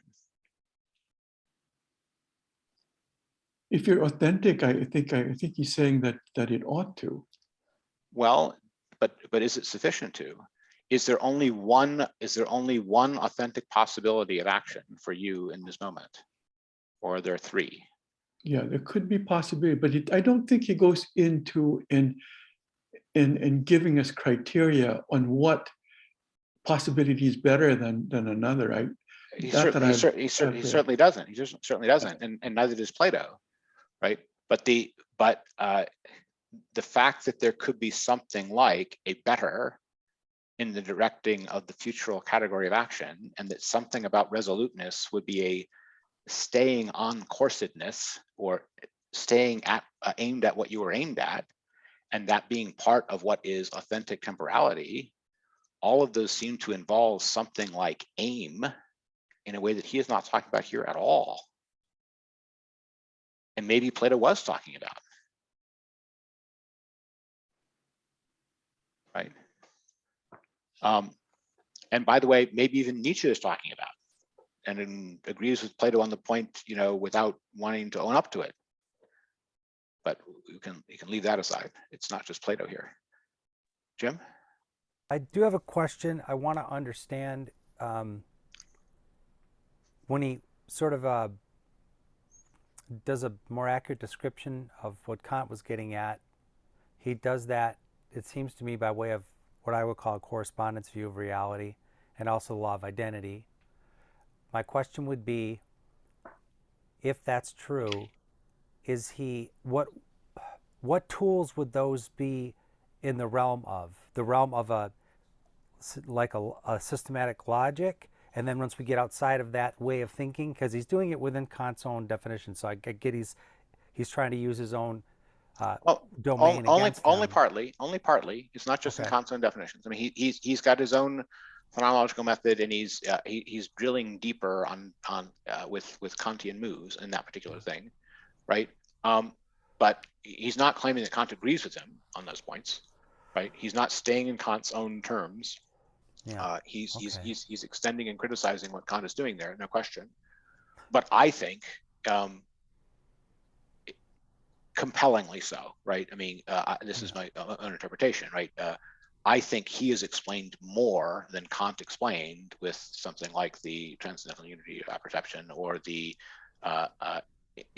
form of the intuition of the inner sense, with something like his ecstatic horizontal structure of temporality. I think that Heidegger's explanation there is both true to the phenomenal facts and explains more than Kant's disjoint explanation, as well as stitching together things that Kant saw no relationship between. It's a more powerful explanation in that sense. It's in the sense that it's a more parsimonious thing that's explaining multiple things the other person only got glancing blows at, and doing so in a way which is compellingly close to the evidence. Something like that. I'm wondering if those two tools that are used, let's say correspondence view and law of identity, are more fundamental than Dasein, or if they're a component within Dasein that to Kant they're just logical. To Kant they're just logical categories, and they're part of his logic, and he doesn't, but no. Okay, he's not. Those are not the tools he's using. Yeah, Heidegger's using, like, what is Heidegger using? That's what I'm trying to see. Phenomenology. How does that fit within phenomenology? I'm just trying to make sure I understand the hierarchy. Being and Dasein is at the bottom. Where does that? It's not at the bottom. He's explaining it. Okay. He's explaining it. That's the whole point. The Dasein has structure, and he's trying to explain what its structure is, and also something about where it gets it. And one of the points Pete was making earlier is that a lot of what he's doing here is still talking about just the structure that Dasein actually has, phenomenally speaking, in the sense of what it looks like, what the evidence is of how Dasein looks. But he also is going to try to explain, why the Dasein is like that, right? And this temporality level, or this the union of temporality level, is trying to explain something like why does Dasein have all these otherwise disparate and bizarre characters, right? They're all coming from one thing, right? So and I think he's drilling to that level here with the temporality notion, but he is not simply putting Dasein at the bottom layer. Dasein is a phenomenal layer in the sense that it is the place where we hit evidence, where we can consult experience and see whether or not the thing we're talking about is something we just made up, or whether or not we can consult the world and see that it is read off correctly. So it has that evidentiary character for him. That's just part of phenomenological method, but he is still trying to explain the structure of the thing. And the explanation of structure in a Kantian or neo-Kantian way always takes this form of, what are the conditions for the possibility of this thing, right? Before you consider the particular ways that it is, consider all the ways it could be. There's something which is the condition for all those things being true. And that's the typical Kantian move on any given thing you notice, is ask the condition of its possibility. And so he's doing that same thing on several structures in Kant, right? That's the point I'm noticing about the place where he's, to me, clearly making progress beyond Kant. I don't know if that helped, but there isn't some external agreed upon by all these philosophers criteria of what counts as a superior explanation that each of them has to bow to or appeal to, right? They are creating what counts as explanation.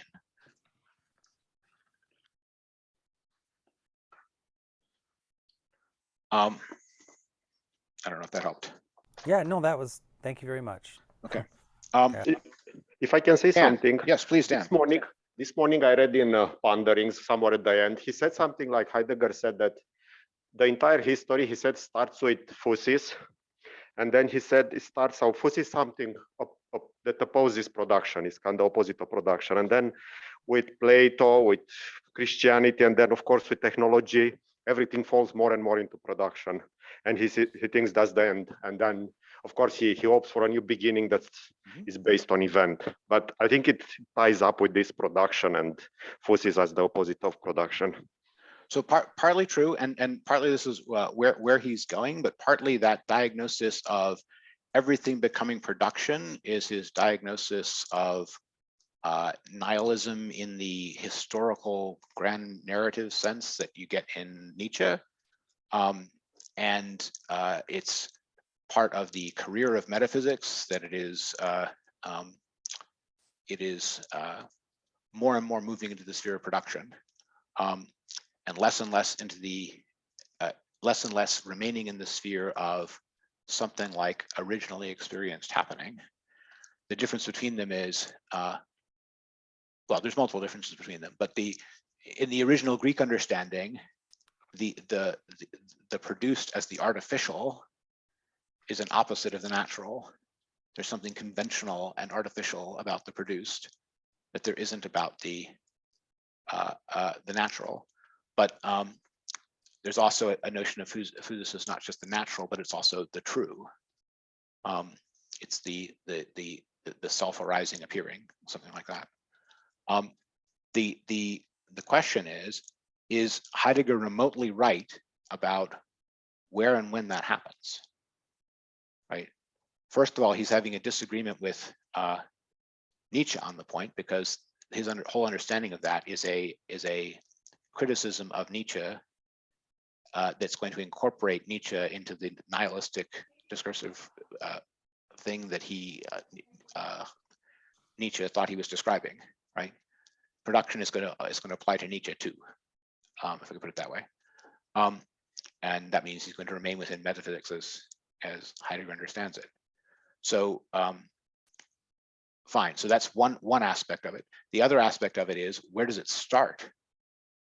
And if you're trying to get to a place where the notion of the being of beings is equivalent to the notion of the created, you can find that in Philo. You will find someone who's trying to put together biblical revelation and Greek philosophy and the notion of being as planned by the architect and the demiurgus that made the world. And you can find all those things lined up with one another in exactly the way that Heidegger alleges in 30 BC in Alexandria. But can you find it 300 years earlier in the Allegory of the Cave? I have my doubts. Rosen has his doubts. So we're going to be considering that in part next time. That's Heidegger's contention, but he hasn't proved it. Does that help? Yeah, and I think like going back to the other book, The Essence of Truth, I think Heidegger says that in the Allegory of the Cave, everything is okay, still as it should be. But with the second dialogue, there where things start to go downhill. Yes, yes. He thinks that in the Allegory of the Cave, there's all kinds of things about the nature of truth that are being correctly described, and the idea of the good as the category upon which being is understood is even before the Allegory of the Cave. It's right before it in the same book. So it's curious to think that things went off the rails between the end of book 6 and the beginning of book 7 of the same book. Actually, it's the other Timaeus, the other dialogue where he thinks that Plato started to go downhill. I understand, but the good as the horizon upon which being is understood is in the same dialogue as the Allegory of the Cave and right before it. So if there's nothing wrong with that, then there's nothing wrong with the idea of the good being the correct horizon on which to understand the like of being. Yeah, I agree with you on that one. Yeah. Okay. So yeah, it's wonderful stuff, and some of this we're bringing in books that we haven't read yet, right, and taking it farther down the road. But it's always good to scout ahead. Okay. But maybe some of this is making clear why I want to bring in people like Rosen and this other book into the problematic when we hear these references to Plato here. Okay. I talked about how the specific wholeness of the ecstatic horizontal unity of apperception has replaced the transcendental ego, which is to me the clearest. If I want to, give Heidegger, an excellent grade for progress in Kantian philosophy, that alone in this essay would make it gold, right? Okay. I want to make sure we understand the presence absence business. I think it's relatively clear, but it's so fundamental to the section we read. Did everybody get the presence absence business, or just people have questions about presence and absence? Carlos got it. What page is that again? Sorry, page. You always ask these wonderfully good questions, right? What page is it on? Okay. Let me find it for you.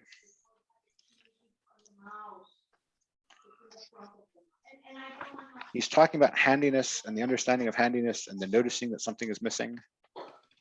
Where is it? I think it happens in two different places.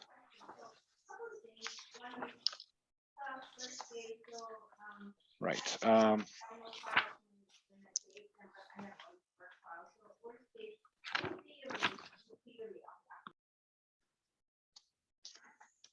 Right. I'm mostly talking about from 304 to 307, if that helps.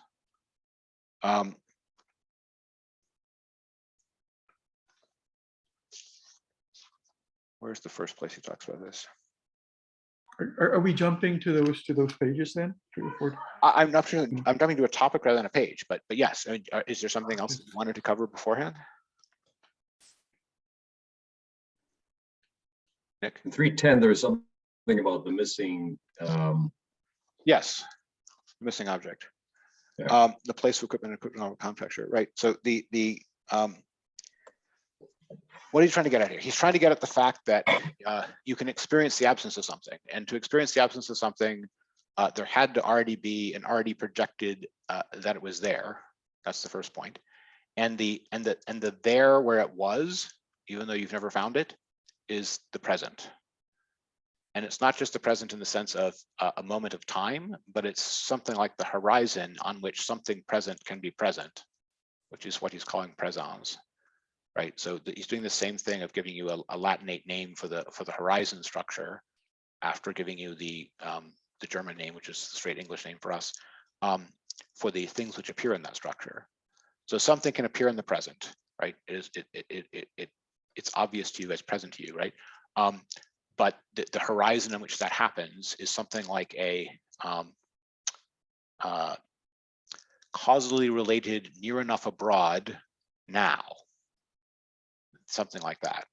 And a horizon like that in which things are or are not is presence. It's the horizon of the present with the lens on of the handy or the equipmental. When you're trying to interact with the world, when you're trying to practically work with the world, right? You have a previously projected understanding of what being means to you, which includes this available, handy, near enough to interact with, near enough to enter into my plans and purposes, ready to hand, right? And that notion of things as that's what counts as presence in that world. That's what he's getting at as this this projection of the being of present beings upon présence, right? So présence is a horizon in which beings can appear or not appear.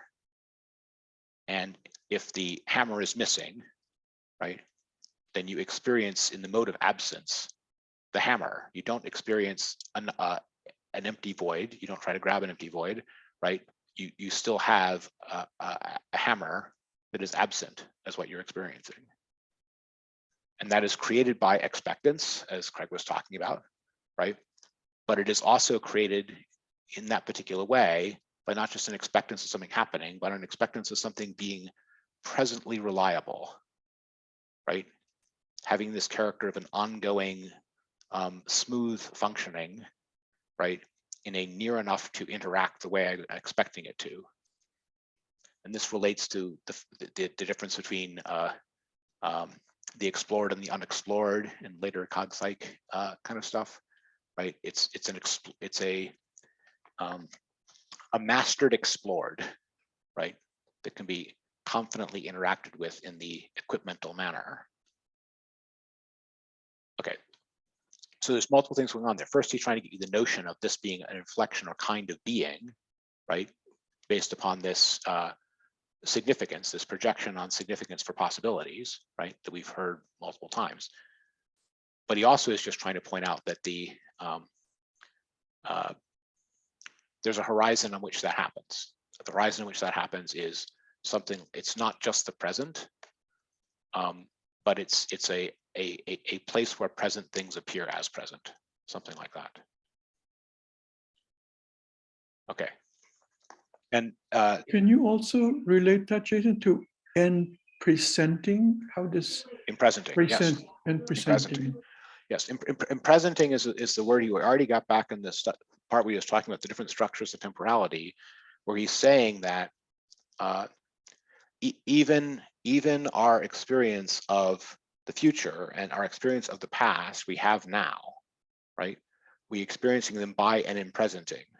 So the future towards which I'm directed, the future that appears to me, the near ahead on which I feel and understand possibilities and I'm resolute about, right?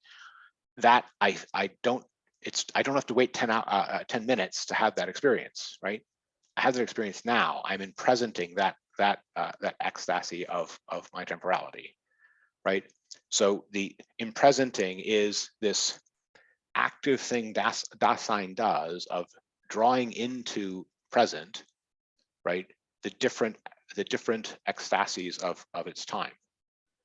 And that's part of this ecstatic horizontal unity, right? There's a unity there, which is partly created by that impresenting, right? So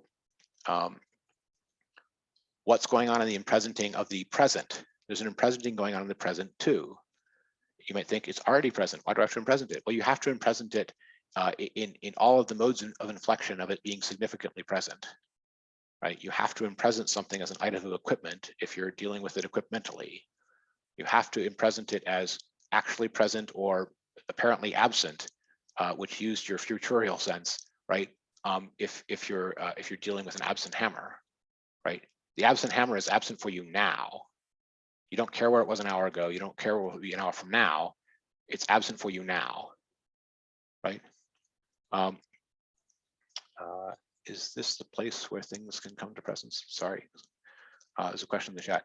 Is this place where things can come to presence related to the clearing or the clearing of dialecton? Partly, but the clearing is a later term, and he's first just talking about the Da of Dasein, and so some of this is you're looking at later terms that deepened and maybe you got more poetic about some of this. But when he's talking about impresenting, he's just talking about this temporal aspect of the structure. He's not talking about the fact that it is a lighting. Some of that will come out when we get through the allegory of the cave. Yeah. But how does the in presenting, sorry, just wanted to continue, yeah, go ahead. relate to presence, to transcendence as well, Yes. to ecstasis Yes. of the. Right. So each of the different ecstasies of temporal ecstasies of Dasein opens up a horizon or region in which things appear. The horizon of the present opens up, right, the region of présence in which things can appear as present or absent, right? So that's the formal structure he's laying out. And impresenting is the unity enfolding that's going to bring back past, future, and present for this or that inflection or purpose into the Dasein's being here. Craig, question? Two things that come up on that is, again, I find it more helpful to go back to music to really understand the impresenting, very much so. But now I'm trying to remember the second question that was coming up on that. The other side is sort of like what Joe just said about the focal point of your attention. There are hundreds of things that enter our photons coming into our eyes that are processed, but we're not present to them. We seem to be present to only certain things that are significant to us, that we have a relationship to, and the rest of the world is just background. Right, and this is what he talks about as the character of unobtrusiveness on page 309. The beings that we encounter in everyday commerce have the preeminent way the character of unobtrusiveness. We do not always continually have the exclusive perceptions of them surrounding us. Is precisely because explicit awareness and assurance of their being at hand does not occur that we have around them in a peculiar way. We can rely on them as functioning precisely without paying any attention to them. And what we notice in the equipmental context is when something goes wrong. Yeah. Something Yeah. violates our expectations. Especially when you're driving and some idiot runs a red light or something like that, you know. Yes. Suddenly they're present to us in a very different way. Yes, the presupposition of possible equanimity in our dealing with things is the uninterrupted quality of that commerce. It must not be held up in its progress. And if someone cuts in front of you and holds you up in your progress, you notice. Yeah, but I also find it interesting this is just pure speculation. This starts bringing up questions of how effective AI could ever be if it doesn't have that docile quality to it. But they do, right? Do they or do they well, not? all the current neural nets work by forgetting tons of stuff, right? They have to forget half of their data, because anything which is dependent upon their data that wouldn't work if half their data wasn't there isn't robust enough to be used for any practical purpose. So you force them to forget everything, and they can only make generalizations that require forgetting everything. And the result is they have to be, I mean, you have to program them to do this. They don't do it naturally, but you program them to ignore half their environment, because if they don't, they'll never see anything. Yeah. Yeah. Okay.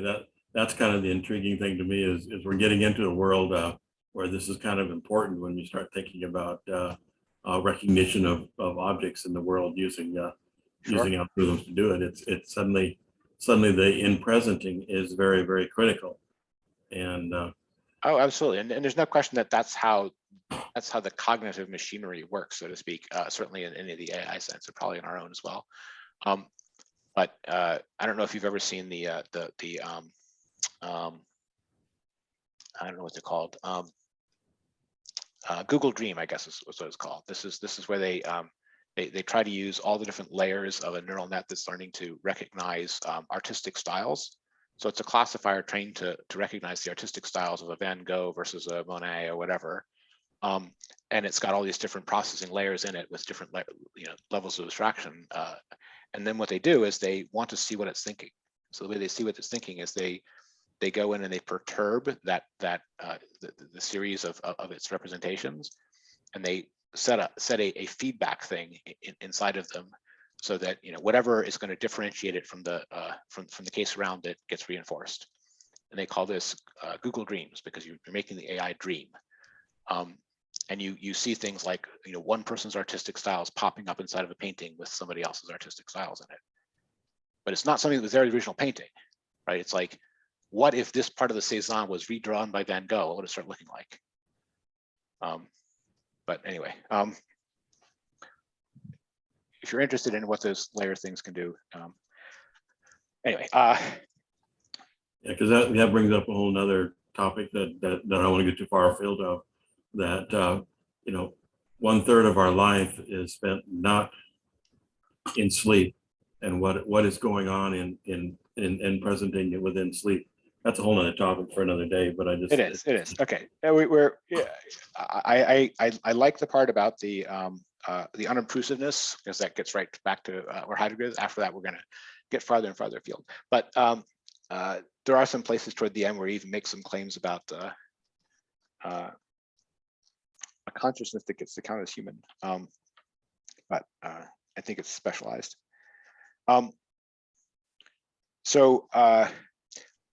Did we get presence? I think we got presence, but someone can tell me that they didn't get enough on presence. If Nick wants to tell me we didn't get enough on presence, we can do more on presence.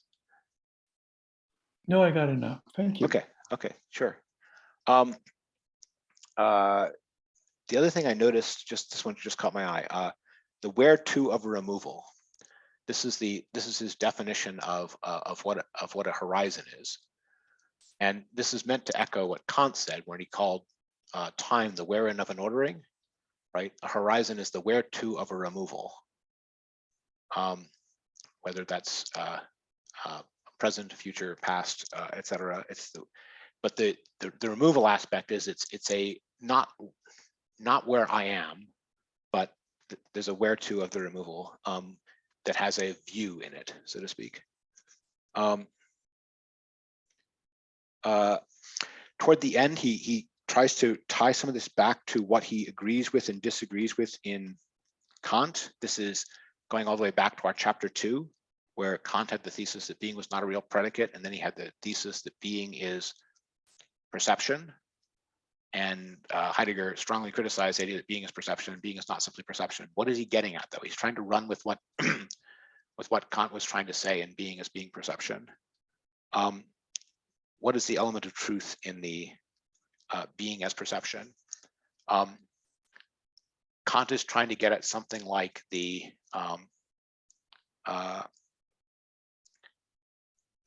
not a sensual judgment category, but an ontological category, a logical judgment category. He's trying to differentiate between an empirical judgment and a logical judgment. He's trying to point to the category of logical judgment. And this to Heidegger is the characteristically a priori move. So although he's saying perception in a way that is pointing at a present, but what he's trying to get at is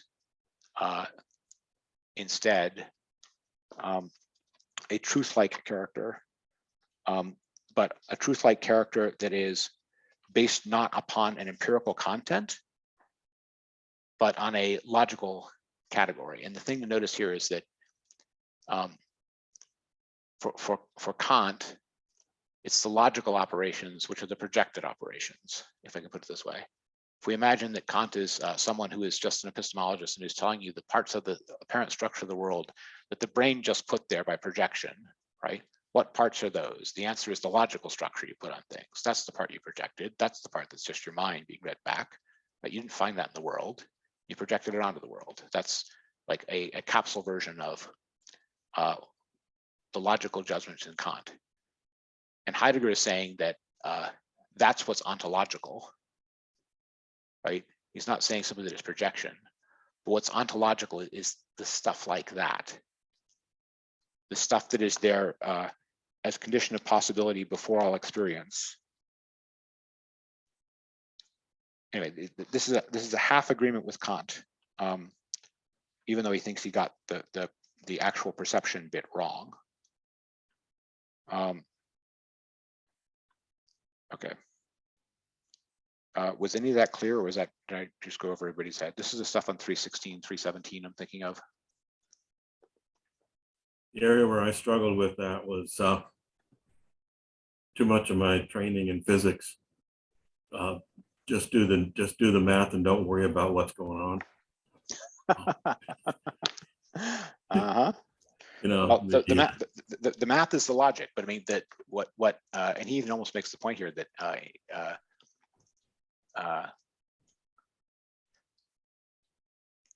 a prior mathematical projection is what is being used to guide in such physical reasoning, right? So even in a positive science, the ontological part is the part that's doing an enormous portion of the work, because it's that prior projection by a Galileo or something that is telling you that the math is going to be the real thing in a physical theory, right? Yeah, and when you get into the quantum areas where the physical theory does not make common sense, you're told to trust the math. Right. Then you have the wonderful problem that the math is supposed to be clear to you, but it's not. Someday I'll understand quantum field theory. Yeah. Well, it's not just that the quantum field theory can be complicated and the math can be abstruse. There was a kind of late 19th, early 20th century belief that if something was reduced to math, you had proven that it was simple and in principle could be solved. And then we had people like Cantor and Gödel come along and draw the big pictures that say, here be dragons, right? And we realized that when you do something to math, you're reducing to something as complicated as anything in the universe. Yeah. The conclusion on Schlick's work on the rise and fall of the Vienna Circle was that logical positivism was a great mistake. And yes. Well, yes. Multiple reasons why, perhaps, but that's my favorite reason why. Okay. Okay, we've talked about unobtrusiveness, we talked about presence. We have to talk about the ontological difference. So Dan was pointing out that this is a place we kind of get it first.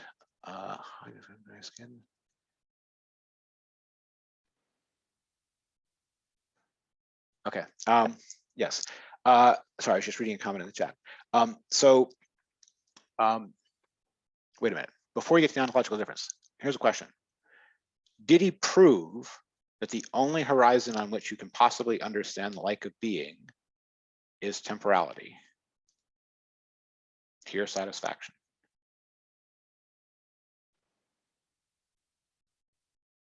Joe thinks yes. I'm sorry, could you kindly repeat the question again? Did he prove to your satisfaction or convince you that the only possible horizon on which to understand the like of being is temporality?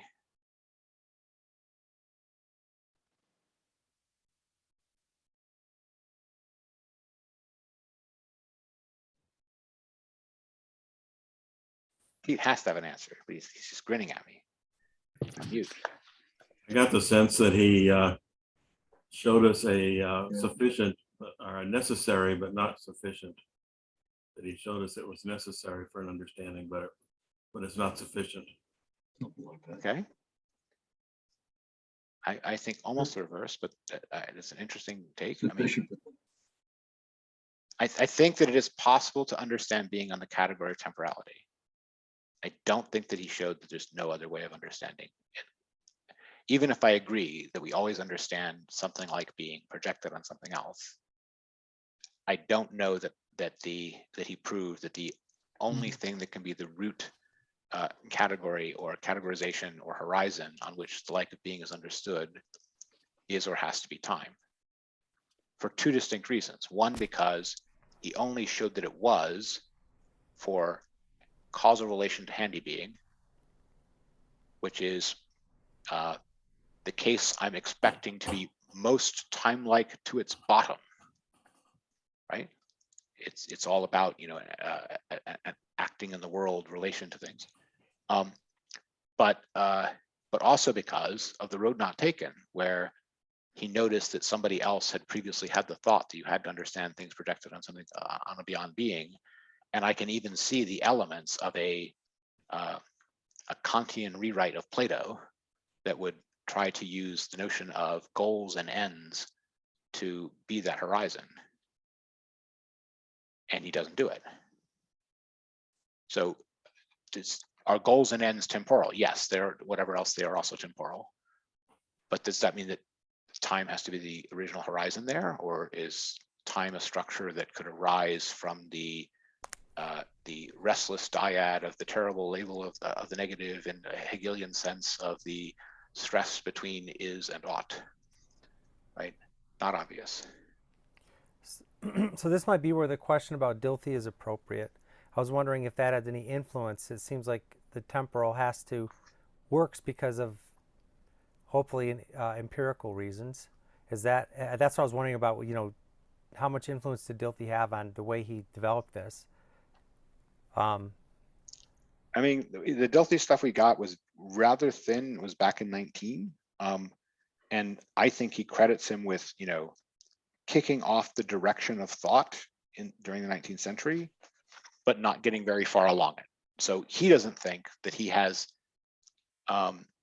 too deep a debt to Dilthey on the point. Yeah, see, I'm thinking maybe he doesn't think he does in his logos, but that's you know. fair. Craig is pointing out you should read another book on the topic, The History of the Concept of Time. Yeah. History of Concept of Time. He really digs into Dilthey there, and that's where I found it quite interesting to. What's the door, Ella? To try to. Ella, can you close Really? the door? Okay, I'd love to read that then. Yeah, I found this one a good companion to what we're doing right now. That's earlier though, right? It's earlier, but in a sense, he's filling in a lot of the pieces that he skips over in this lecture. Is kind of the way I looked at it. Fair. You guys give me any spoilers? What about Dilthey? I don't want to take it away too far. I'm intrigued. Specifically to the question, No, I'm not gonna give you any spoilers. Yeah. You bastard!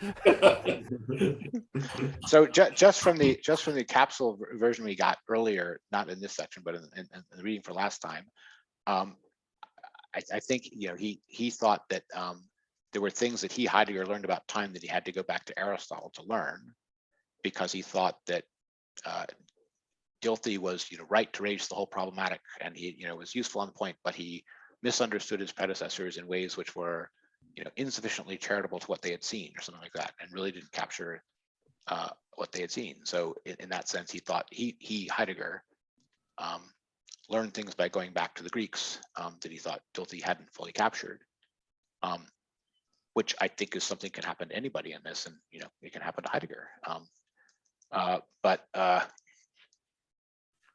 Anyway, because it's not even in our reading today, to me it's too far afield. Nick, were you trying to say something on the did he prove this to our satisfaction? Yeah, I kind of close to your opinion, except that I don't ding him for not being complete, because I do get the sense that the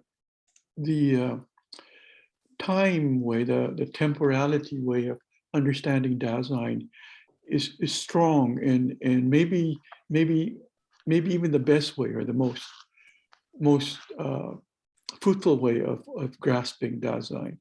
But I don't think it could ever be. I mean, there's a whole scientific way of looking at Dasein, which he doesn't want to deal with as legitimate. I mean, there must be other ways, but whether they are as good, I don't know. I have to think about it. But I think this way, I think that he suggested is actually kind of a good contribution of things over and above Kant, right? Oh, I can absolutely agree with it. I can Yeah. actually Yeah. absolutely agree with that.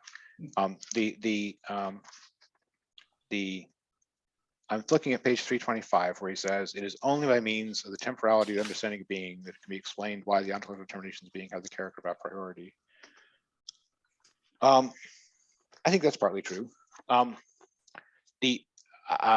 Let's get into the a priori for a second. So a priori is, of course, a giant term in Kant. Maybe 1345 now. I'm sorry. Sorry. Oh, sorry. Yeah. Right. The a priori is a giant problematic in Kant because he wants to, in part because of his skeptical doubts about experience, he wants to know what can be known prior to experience. So the prior to is always to experience. But the way that you understand something prior to experience is this conditional possibilities move on it, right? The all possibles is higher than the one seen actual when you're dealing with the before experience. That's as much as you get in kind of the Kantian version. But here Heidegger is saying that there's a deeper sense of that, of these ontological structures underneath as required for, and we saw some of that back when he was explaining the phenomena of just ordinary time seen in Aristotle. No motion without a two-ness, something like that, right? Those sorts of almost logical requirements. And on 325, he tells us that time is earlier than any possible earlier of whatever sort, right? So it's going to be the first in the a priori direction because it's always going to be earlier. Is this convincing as a proof that it is the fundament level of a chain of a prioris? There's something you threw into your comment in response to me that triggered for me, and that was causality. And Yes. the assumptions of causality in terms of what they're talking about with time. Yes, but it doesn't have to necessarily be causality in the forward in time direction. It can be in the required structure for this other thing to subsist within it direction. Software needs something it's running in, whatever. So more a final cause than an effective cause. Doesn't even necessarily have to be final, but I mean, there's this structural requires notion that we saw back in the time discussion that Heidegger correctly pointed out was what Aristotle meant by a before there, where he wasn't talking about before in time, but he meant, you had to have the notion of this before the notion of that. And he wasn't thinking of it as, a chain of thoughts. He was thinking of it as a chain of things which actually are and are real. If this appears, then this other thing which is required by it has to be real. That sort of reasoning.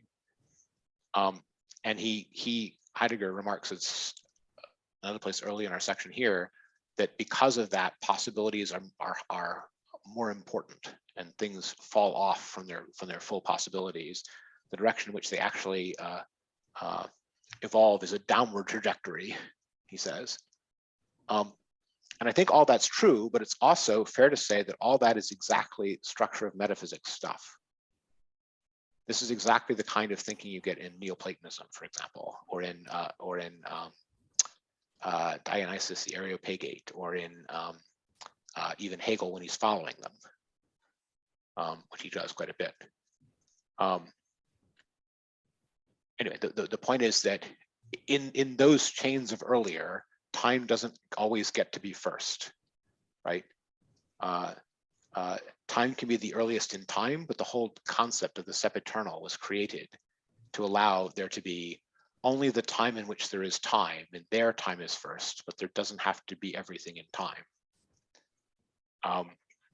So time as the always earlier only works to a certain extent when you have structures like that. And in some of his earlier remarks, he had been dismissive of that kind of thinking, when he said about Plotinus on time. He says he gives us a theosophical interpretation or something like that, or narrative, rather than an idea. So there's ways in which Heidegger is himself sometimes dismissive of that sort of reasoning, but he's clearly doing it here.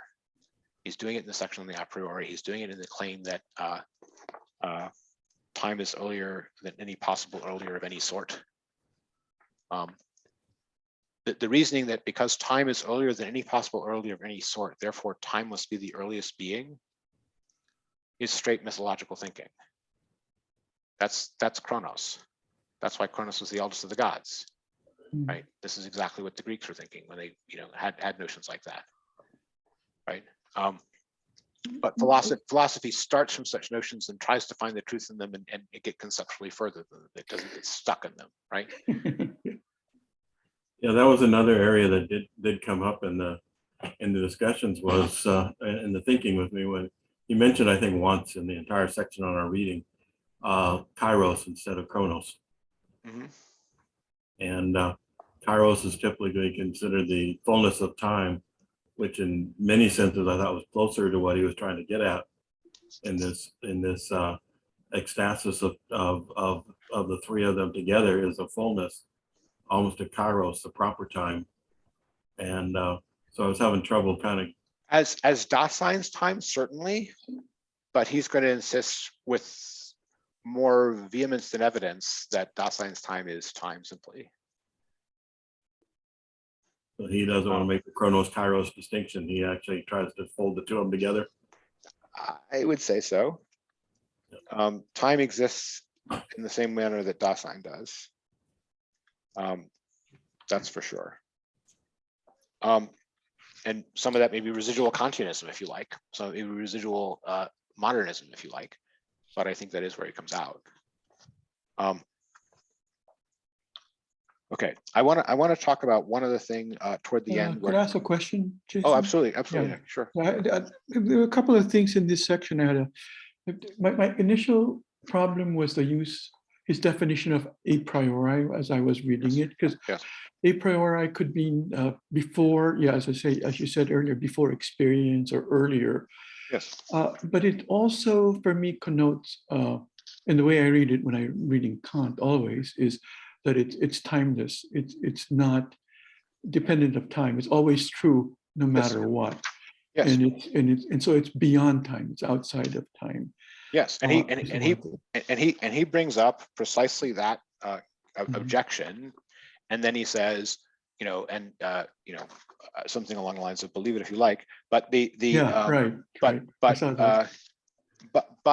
but he says, is it really a complete accident that temporal language occurs here?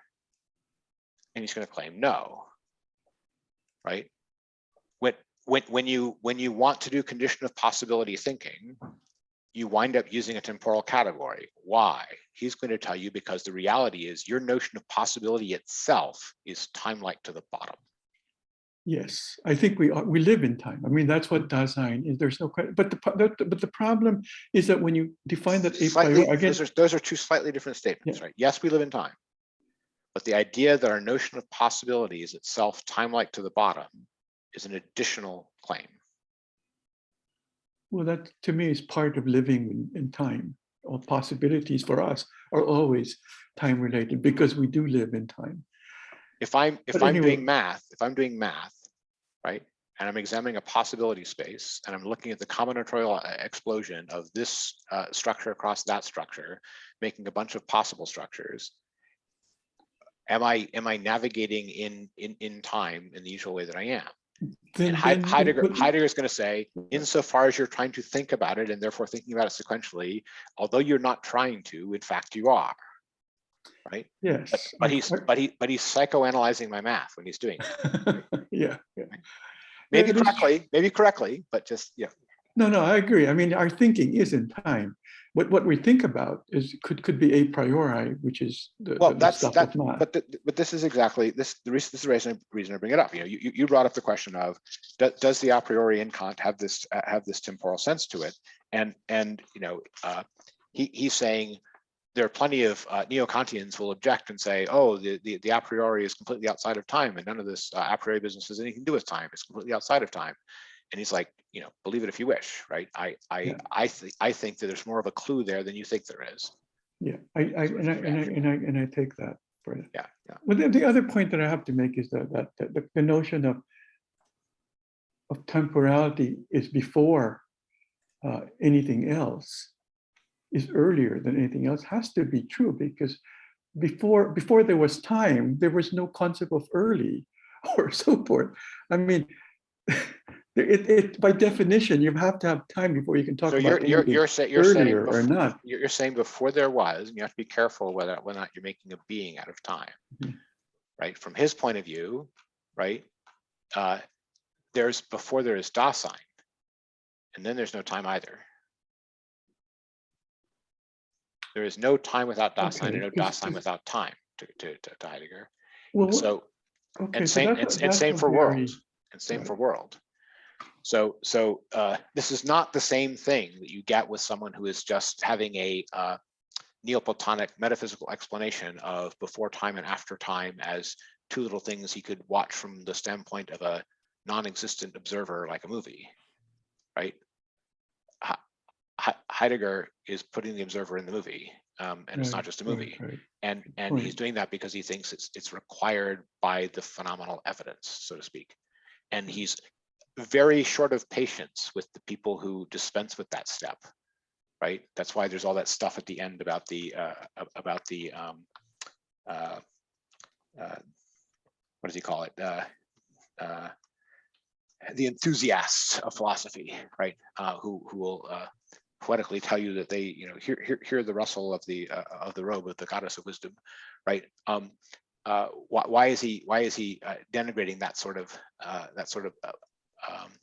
poetizing? He's contrasting that with what he thinks that he agrees with Kant about, which is that he wants to do all of this in a completely demystified and workmanlike manner, working with objective concepts only, right? And he repeats that at multiple points in this whole essay. He's siding with Kant against the myth-making enthusiasm he sees in Plato, right? And even more of latter-day disciples of Plato, right? I don't know how fair that is, and I don't know how much he manages to keep that up by the time he's on the way to language. But yeah, it is a note he's sounding here. But along with that goes this dismissal of the just thinking in terms of an image, just thinking in terms of a making a being of or reifying these things being thought about. the characteristic metaphysical mistake from Heidegger's point of view is to turn every concept into just a being and think about it as just like any other extant being, and to use the category of extant being to understand each and all of these things. Hmm. Okay, I think I'm not sure if I understood you well, but I think I get it. well, the point is he's trying to carefully distinguish the things which exist or are temporal or are thought-like from the things which are extant out there in the world, the sorts of beings that you can understand purely in terms of their purely external sort of mechanical relationships with one another, and the philosophical concepts, when thought about that way, break. They lose their connection to the evidence. They cease to be grounded, is his concern. In that regard, clearly like that, you mentioned temporality. His concept of temporality, is that a out in the world, or is it in Dasein's creation, his horizon? Yes. So the answer from his point of view is it exists the way Dasein exists, and it is out in the world, and so is the Dasein. So it's both. It's not that it's both. Okay. It's that he thinks that you're misunderstanding the Dasein is still the old subjective pole of things, and he's trying to tell you that Dasein is always already outside. He's trying to tell you that what you think of as outside is a place in sight where being happens to Dasein, and that your picture of a Dasein that is different from that is less conscious from that, is a picture. I realize that's hard, right? You have to repeat that again. I get the. I thought I got the meaning of being in the world, being that Dasein is always in the world, already in the world from the get-go. Yes. But you're thinking of that as in some ways still a subjective conceptual pole of projected existence that is still embedded in an existence that is real, that is happening objectively around each such little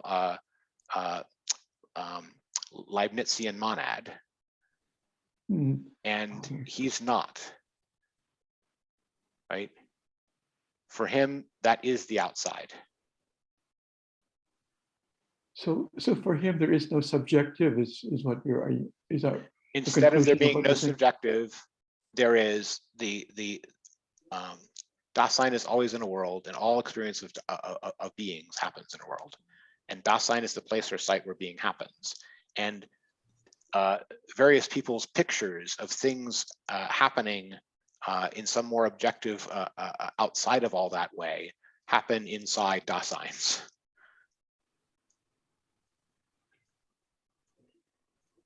All pictures of worlds that pretend that Daseins aren't the inside in which it's happening are pictures inside Daseins. Okay, it's pictures inside Dasein. So being in the world, it's the outside for him. In the world is in Dasein. The last outside for him is the place or site where being happens. There isn't another outside. Okay, that's worth another session. Just going. No question. No question. Okay. No question. And some people will say that means that he's more objective than the other objective thinkers. Sorry, someone's got some echo. And someone else will think that it is more subjective than the most subjective thinkers, right? But it's really disagreeing with them both, and with the dichotomy, right? The subject really doesn't. I was gonna say it doesn't exist, but the function of the subject is part of design. The subject is a misunderstanding of Dasein in certain earlier philosophies in the history of consciousness. I'll buy that. Well, it's somewhat soothing. How's that? It's an easy way to take it in sort previous philosophies as error. Whatever else it is, it's also that. Yeah. No, these are great questions. These are great questions. Joke out everyone. Heidegger, you were not in a movie. Playing video games to us your own adventure. Yes, except the video game isn't a game, but yes, otherwise yes. There's the meme going around. So there's a person who's got this giant Oculus device on his face, but the cardboard has been cut out, and there's just these 2 holes there. And he's staggering around in the forest. And he says, "The next latest thing, actual reality." Right? So that's where Heidegger is. Okay. We have to talk about the ontological difference, especially for Dan. So the most curious thing, not the first thing about this chapter, the most curious thing about this chapter is that he tells you that the reason that we have to talk about being and the ontological difference is you can't found a science without creating the object that founds the science. And that means that to found ontology, we have to objectify being. We have to make being into an object. But you're not allowed to make being into a being, where you've misunderstood the ontological difference. So it needs to be an object, but not a being. No science without the object that is the area of the science, right? But no distinction between being and beings if you treat being as just a being. Okay, that's sort of the first problematic on the threshold of the ontological difference. But what is the ontological difference, right? So the ontological difference is the difference between the beings that appear to us, and even the beings that appear to us, and the being doing the appearing. Okay. Now, at the base level, this looks like it's just a one-many distinction out of Plato. If you've got many beings and you abstract the one being out of them. Except he thinks it's the other way around. It's more like there's the one being and it radiates being into the individual beings. Okay, which is not that far from certain of the medieval ideas about being, by the way. But it's still that sort of one-many participation, idea kind of relationship, except it's not simply that. Because the beings, what are the beings? The beings are significant understandables that are part of the self-projections of a Dasein, right? That's kind of what the beings are. When we learned that the Dasein is occupied with understanding as its ability to be, and that it is a whole series of being contents, and beings are significant to Dasein, and that Dasein is the being that understands being, right? We know that beings are significantly appearing to Dasein things, right? Okay, but when you look to the beings, you're looking to the way you experience significance in the everyday world, and you're looking at the way science tries to understand the beings, right? The way positive knowledge tries to understand the beings.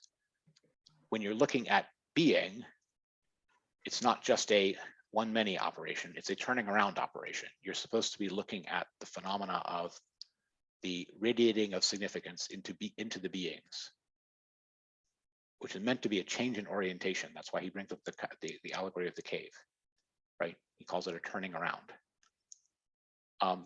You can think of this in terms of certain previous philosophies as being a little bit like the self-consciousness move in Fichte or something like that. He wants you to look at your mind instead of the world. He wants you, except that it's not simply your mind you're looking at. It's more like the machinery by which your mind and the world are in touch with one another. Right? So that is a reorientation from just using the fact that your mind is in touch with the world to see the world, to noticing the fact that your mind is in touch with the world, and the way that it is in touch with the world has structure.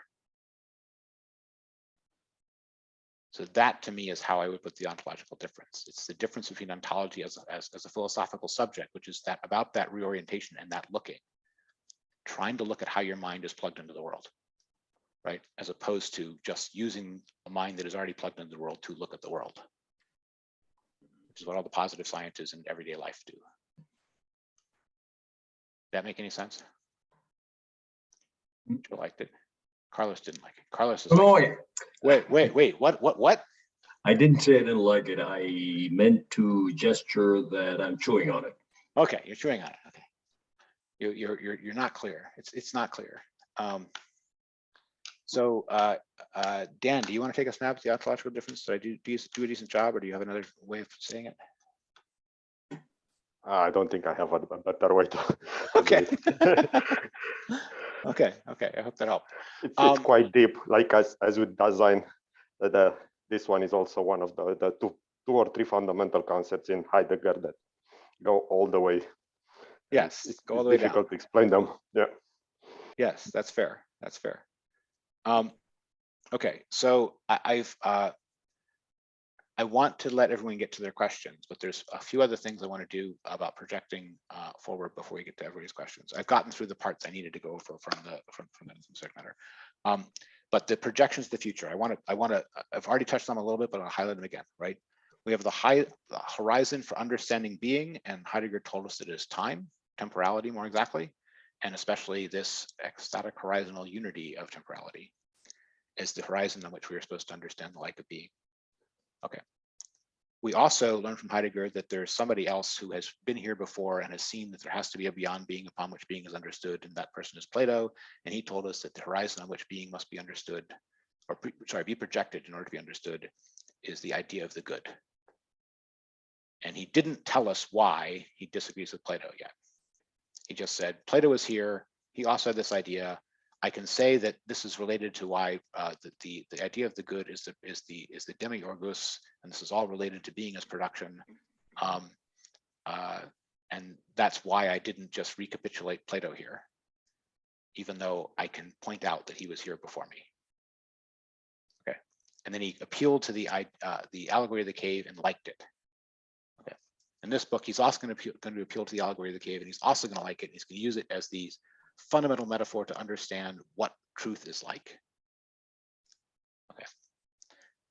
We're not reading this yet, but we could easily meet it after the next one. The one we're reading next is this.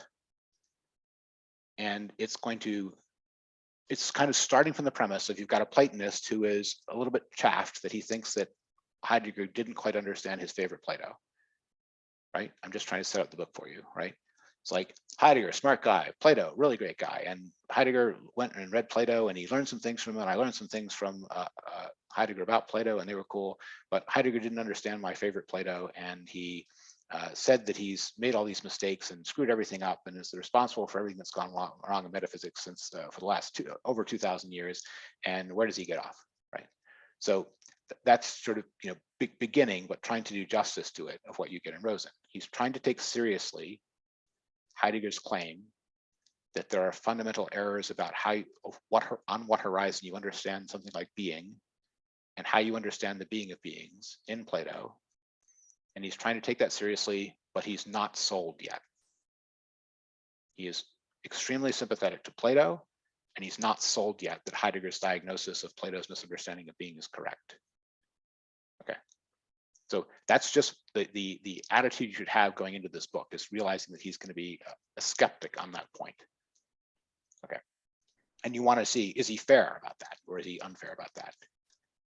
Does Heidegger have Plato's number? Does Rosen have Heidegger's number? Does nobody have anybody's number in the building? Right? Those are the sorts of questions. I'm just trying to set up why this should be a fun book to read. We're going to try to do it in 2 sessions. It's only 132 pages. He's an easier writer than Heidegger. He's not as smart as Heidegger, but he understands this material very well. He understands the Plato in particular very well. He taught it for 40 odd years. He's written 3 books on Heidegger, so he's not a neophyte on Heidegger. Okay, any questions about this before we, why want to do this before we get to the actual questions on our reading? Okay, then I want to get to questions. I'm sure that Jim may have some. I also want to get a cup of coffee though. Can we take a short break while people come up with questions and I'll get a cup of coffee? Yep. Okay, right back.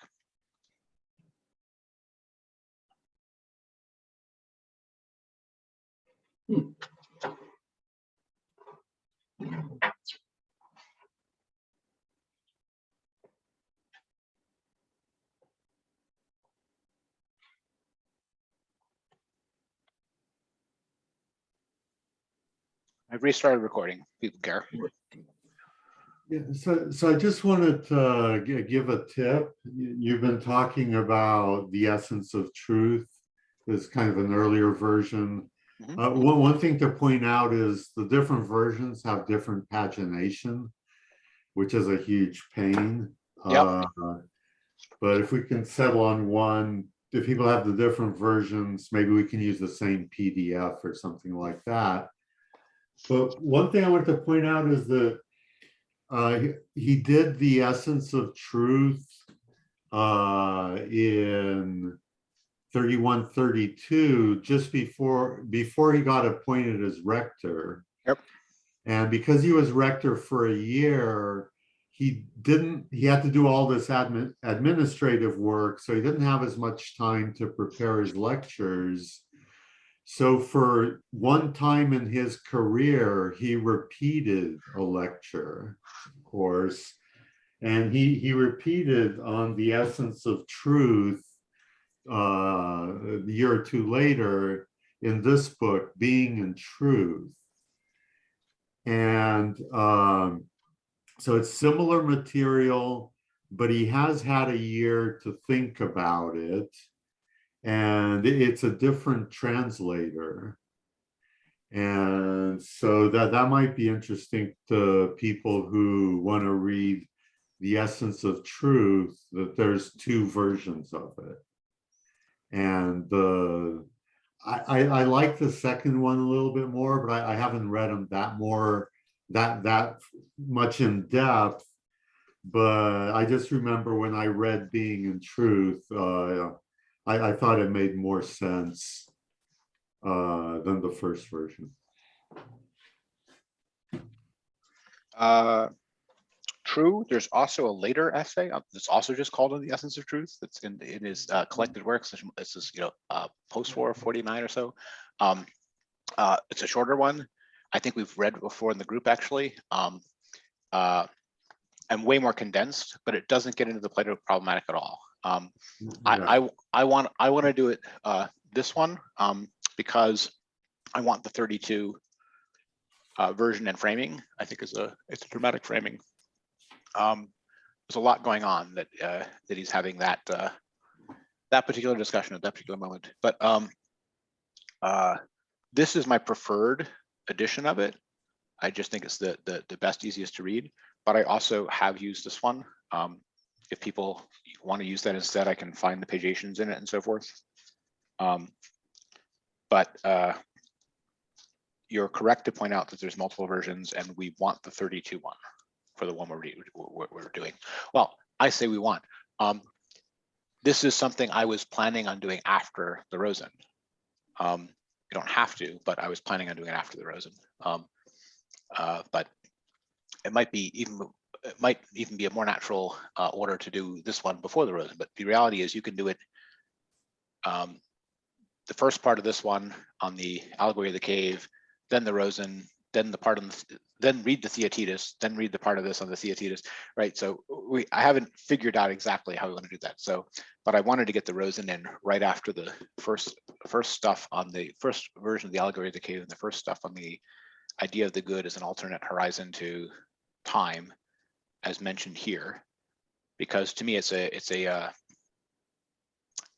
giant and interesting sign.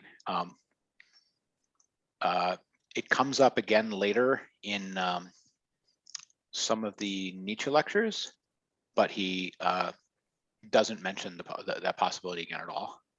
What I mean is he brings up the Plato beyond being idea, but primarily he almost within a page tells you that the beyond being means the being of beings. So one other thing I just realized there's one other thing I want to talk about that was in the topic here that I didn't get to, that I just glossed over. There's a place where he talks about how the history of thought has moved towards understanding the mind and the subject, and that it had to do so. This was like part of the necessary, direction of thought. So he's noticing the tendency, and he's also agreeing with it, and he's saying that this is underwritten by the fact that we had to do the existential analytical Dasein to understand any of this stuff. And then often in Nietzsche lectures, he has a diagnosis of modern philosophy as careening towards subjectivism in a way that is damaging. So 1928, of course we had to look into the subject to understand the history of being. And then by the late 30s, it's look at how modern philosophy is subjectivism rising up into the most subjective subjectivism, and this is what's wrong with it. It's not simply that that's what's wrong with it, but that's part of the structure of metaphysics. Is that necessity requirement? Anyway, that's just how much of that is a deepening or change of orientation over that period of time. Open question, but it's almost like there is a change in sign of the reasonableness and inevitability of philosophy or metaphysics tending towards the subjective over time. Anyway, but this is again, I'm bringing this up only because a bunch of us who are already here for the some of the Nietzsche and Heidegger lectures we already did. All right, all of that is just an aside. I wanted to give people a chance to ask their questions. It looks like Jim had to drop, which is bad, because I know he would have some questions. And half an hour ago, whatever. Do people have questions on particular areas that that bothered them in the text, or things that we brought up along the way? Can I start the question? Sure. So this is related to what you said, that if there is, the time is necessary and is the only possibility to explain being. And I think later in life, Heidegger said that he looked back at his life and said that there were kind of three periods. He said he understood, like, what did he say? It was the understanding of being, the truth of being, and the location of being. And is this understanding, do you think is the phase with being and time, and when projection and temporality is the? This is definitely the understanding phase, yes. Yeah, understanding, and its temporality is there. But then when he moves to truth later, and even later with the location, do you agree that he drops temporality? And also you said that probably temporality makes sense in some areas, but not all. And it's not. I don't think he simply drops temporality, but it is much less the theme than it is here. But truth moves to the center in the period right after this, by 32 with the stuff we're going to be looking at. And locality, some of it is actually already there in some of the notebooks in the 30s, but I would say second half of the 30s mostly, and certainly much later than that as well. I'm thinking of the event stuff in the notebooks in the 30s. It's like sort of the first place you start getting that. And then the sort of site aspect is certainly, or location aspect is certainly more there in the post-war writings, late 40s, early 50s and onward. So if you're thinking about a periodization like that, that's roughly where you'd break them. You would say that the period, which is about the understanding of being, would take you up to essence of truth, and then the truth stuff would take you from there probably down to the Nietzsche lectures, I would say, with some overlap in the stuff that was still in the private notebooks. Does that help? Yeah, but how important do you think it's time? Like, do you think it's as important as in the first phase when he moves from understanding to truth and then to location? Is temporality still as important as in the beginning? And is that what explains being, or is no longer that important, even if it's there? By the end, he's trying to think of it more from the standpoint of being and from the standpoint of Dasein. That's the first business. But it is still, it's not as temporal ecstasies of Dasein understanding, but it is still a historical understanding. It still has this temporal aspect. But that temporal aspect has become more like a,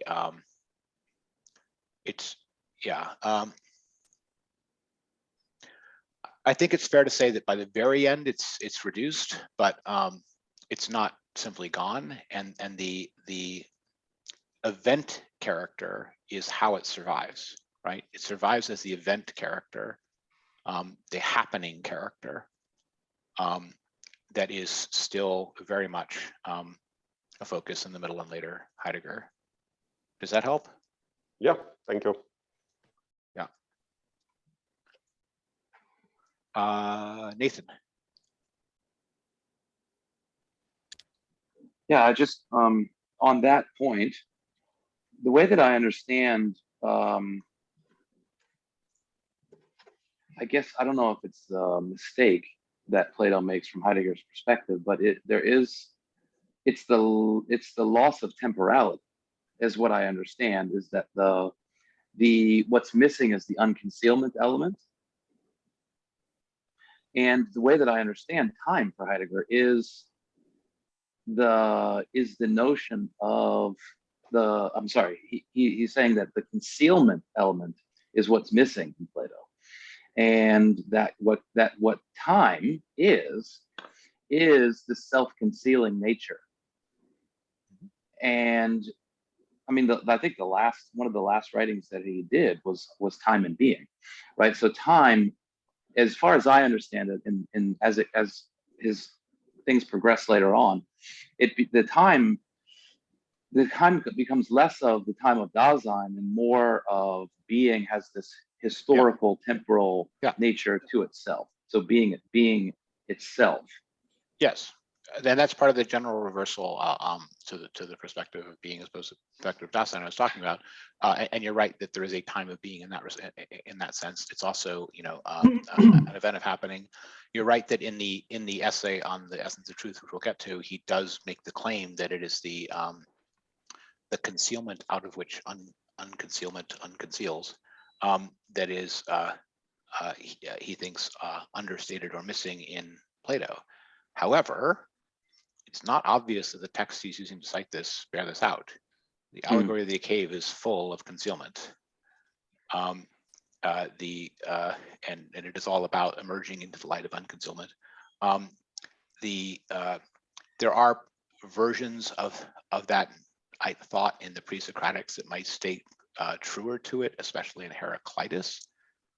Less so even in Parmenides, though.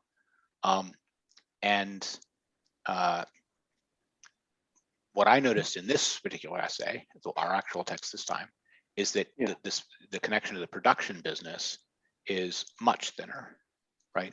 The concealment versus unconcealment as essence of truth stuff, which will some of that will come up in Rosen. It's only half of the claim about what's going on in Plato. It's more like the causal claim. He's claiming that because that happens, this other stuff happens. The fall into the production understanding of being, something like that. And I think that a significant amount of that diagnosis is indebted to Plato, sorry, not Plato, to Nietzsche on Plato. But how justly with respect to Plato himself, I think is very much open to question. And as for is time the only horizon on which to understand the like of being? I don't think that Heidegger revisits that question, even if there's some greater emphasis on, well, in particular language in later Heidegger. I don't think he ever revisits that in anything like the Platonic direction, certainly. But he, I think there's more complexity in the Greeks than Heidegger is fully. Obviously, Heidegger learned a ton from the Greeks, and obviously has a ton to teach about the Greeks. But Plato, in particular, is deep. He's I don't know if he's inexhaustible, but he's certainly deep. But we'll try to get to all that. It's very hard to settle anything like this, because it depends upon a close reading of the Theaetetus, and then you want to say, okay, but we also have to have your close reading of the Sophist, and he has that too, and you have to have your close reading of the Parmenides, but he doesn't have a reading of the Parmenides. He reads Parmenides and he doesn't talk about Parmenides, and he doesn't talk about the Parmenides, and you get the point. There's a it's a rabbit hole. But to me, it is a live philosophical question, not a settled matter. From people, serious people trying to take Heidegger seriously about how accurate is his understanding of what is going on in metaphysics and Plato. And people working today, let alone in recent memory, have thoughtful views on the topic. And one of the things I would love to do here is to be able to get people to what I would consider that forefront, right? A lot of this stuff we do is expository of trying to get you to understand philosophical thinkers. The forefront is when all of them are alive in their debate with one another, and you can see each of them talking to each other, and you're caught up with humanity, so to speak. So anyway, this was written in 2014, the year that this guy died, right? 8 years ago. So, and I don't mean that he's the only or the most serious person on the topic, but he's an example of someone taking it seriously, very recently. All right, I don't know if that helped. More comment, Nathan, or? No, I think what you said is fantastic. I mean, I think the way that I understand his treatment of Plato is, I mean, Heidegger's never trying to be, I think, true to people's, their intentions of their work. I think he's, in a lot of ways, reading what he sees as kind of unthought thought in the thinkers themselves. So the way that I read his reading of Plato is he's very kind of thinking through Plato in the beginning when it comes to these earlier texts, when he's talking about the lighting and the bringing to presence and a lot of that. And I think the reversal on Plato comes later when he does think that there's something missing in terms of the concealment element in Plato, and that it's not Plato's fault, but that the hypostazation or the reification of being itself starts off with Plato. And so therefore we have to kind of go back to that original place and rethink where the missing element of concealment is. I get it, but two things. First of all, on the tendency to want to understand them better than they understand themselves. Yes, there's something of that there, but he also, I'm gonna quote him slightly. What is to be unveiled should become manifest solely in the view of its own self, and whatever its pure essential character, specific mode of being may be. What is to be unveiled is the sole court of appeal of its determinability and of the concepts that are suitable for interpreting it. He knows enough and is dedicated enough to truth in an entirely unproblematic sense that it matters whether he is getting right or distorting the thought of the people he's positioning in the history of metaphysics, right? And that the court of appeal there is the thing he's trying to discuss, not what he's trying to do with it, right? There are some other people who have read Heidegger and some of these things as maybe he's not accurate about his reading of this thinker, but he's gotten right the historical impact of the chain of thought that depended from it, or something like that. And I think you can make a case for that. I allowed/agreed from the beginning that his diagnosis of a unity of the notion of production and the notion of the idea of the good understood a certain way would fit for Philo, but not for Plato, right? So who knows if that means that that's what has the historical impact. I think Plato probably has more historical impact than Philo, but some people might wonder.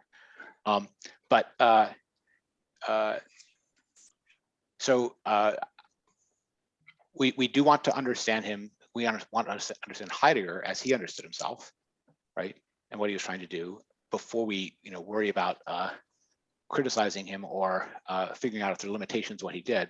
But I find when philosophers are making large claims, I want to test the claims. I want to proof them. And on a proof, I don't mean expecting a logical proof. I mean sound them, put them to the test, bang on them, and see if they ring right. And their confrontations with each other is the most useful thing to me in that. So, and that includes other people, you know, refereeing, calling the rounds in the conversations that they have with one another. And I think that that's also true to Heidegger's own method. That the confrontational reappropriation of the past is what he's about when he's reading these guys. So.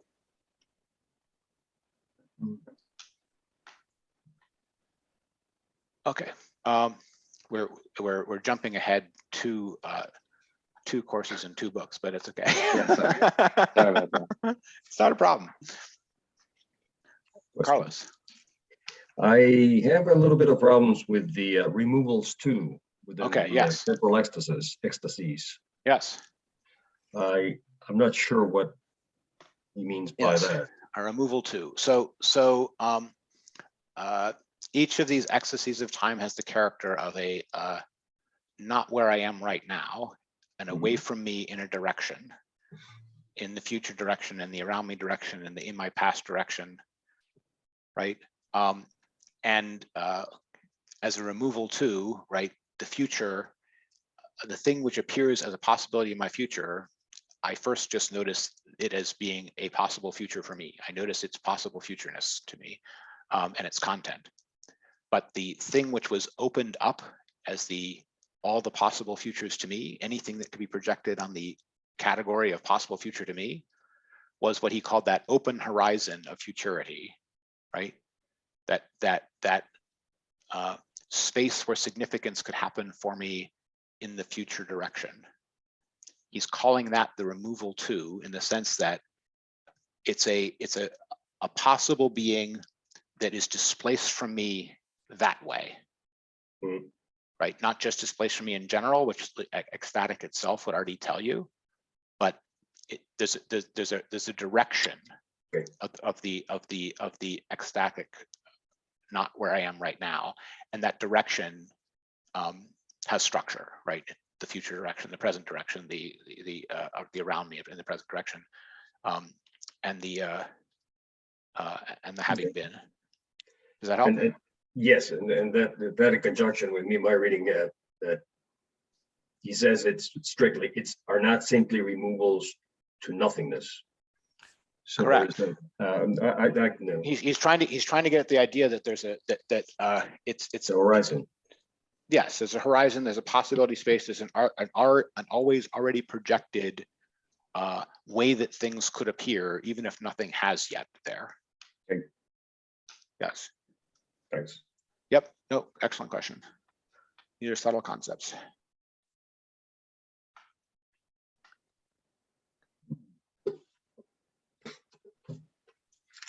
Oh, we almost out of questions. Did you set the number of pages? Oh, I'm getting ahead of this. Oh, sorry. In this one, it's the first 3 chapters, which is it goes through lecture 3 on parousia, and that ends on page 65 of our edition. The other thing is we're starting at lecture 1. And we're starting at lecture 1. We're talking about the introductory essay. Hang on. I think we're starting at page 1. Yes. So you can skip the front matter part that's written by a preface and Andy German. You can skip that part. 20 pages or so. Well, you start right, and you start at lecture 1, Aristotelianizing Plato, and then lecture 2 is the idea of the bed, and lecture 3 is parousia. Right, and together that's 65 pages of Rosen. 64 if you count the fact that one of the pages is short. Got it. 1 through 66. Yep. Through 65. Sorry. To 65 inclusive, and that will have us going to his. He already refers to the allegory of the cave, but his close textual walkthrough of Heidegger on the allegory of the cave is starting on the beginning of the next section. So the point is to have everything up to that, and then our second session will focus on his read through of Heidegger on the allegory of the cave, and then the rest of the book. It's like two sessions, each about 66 pages long. But when do we have the session, did you say, or you haven't said yet? I was thinking that we need 4 weeks because of people's ability to order it. So that would be, we would do Sunday, May 8th at 1 p.m. Our usual time here. Okay. Yep, excellent question.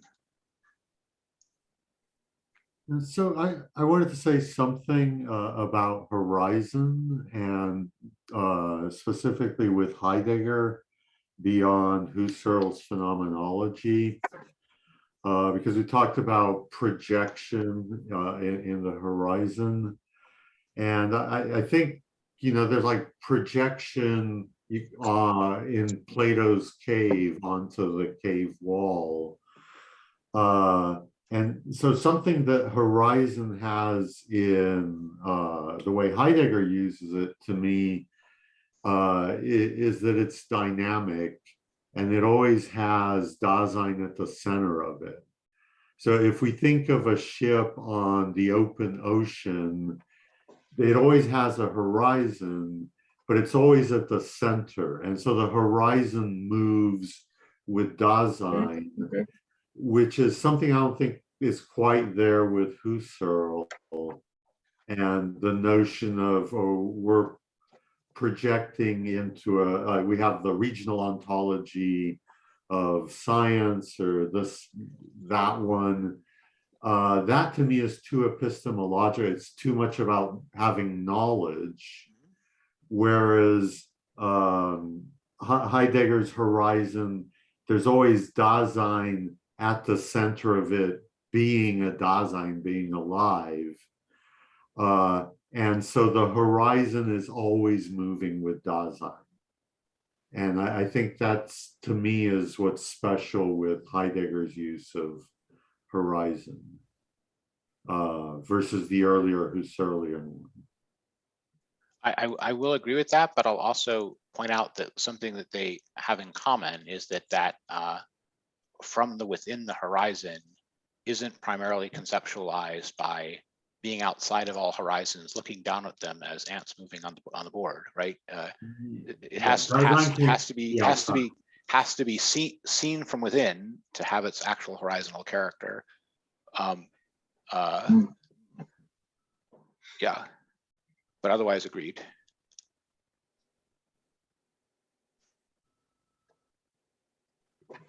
All right, it sounds like we don't have a ton more questions. If so, we can, I don't know, get back 14 minutes, whatever it is. We went like 3.5 hours, 3:45. So questions were great as always, and love the comments, and everyone definitely invited next time. Carlos, question. Well, quick question. Do you have a time hack for when you started recording so that I can find it within YouTube? Shortly after 1? It was about 1:05, but Okay. I will, when I put it up on YouTube, it will take a couple hours to get it there, and then it will start whenever I hit the record button. Something like 1:05 or 1:10, I think. That's all I need. Yep. And for those who aren't familiar, I always record these. It takes a while to render them, etc. But I will put them up my YouTube channel, and I'll put a link to this talk in the comment section below on the meetup site, so you can find a link to it off the meetup site, and once you're there you can find the previous lectures and so on. For Carlos's information, if you simply go to YouTube and then go to the search box and put in Jason Cawley, you'll find more than our guy, but you'll find our stuff. And the newest one will be today, when it comes up, will be pretty much the first one to encounter. No, yeah, but what I'm driving at is that if instead of searching, if I want to search a particular point. No, you shouldn't have to. You shouldn't have to. It should start right when I started recording, and that's right. And if you want, in terms of the length of it, it's going to be 3:43 or so. No, what I was driving at is that we touched on a particular subject that. Oh, I see. I got you. Yeah. I want a relationship between the clock time and the video time. I got you. Well, yeah. No, it's fair. You want to be able to jump ahead to a place where a certain thing was discussed, and you have a note. And fair. Yep. At the 1 hour point is when we finish the introductions and first impressions and started going to your discussion. Right. At the 1 hour Yeah. point. Thank you. All right. Hope that was useful for everyone, and thanks for joining us, and look forward to seeing you guys next time for some Stanley Rosen. Thank you. Until then. Bye-bye.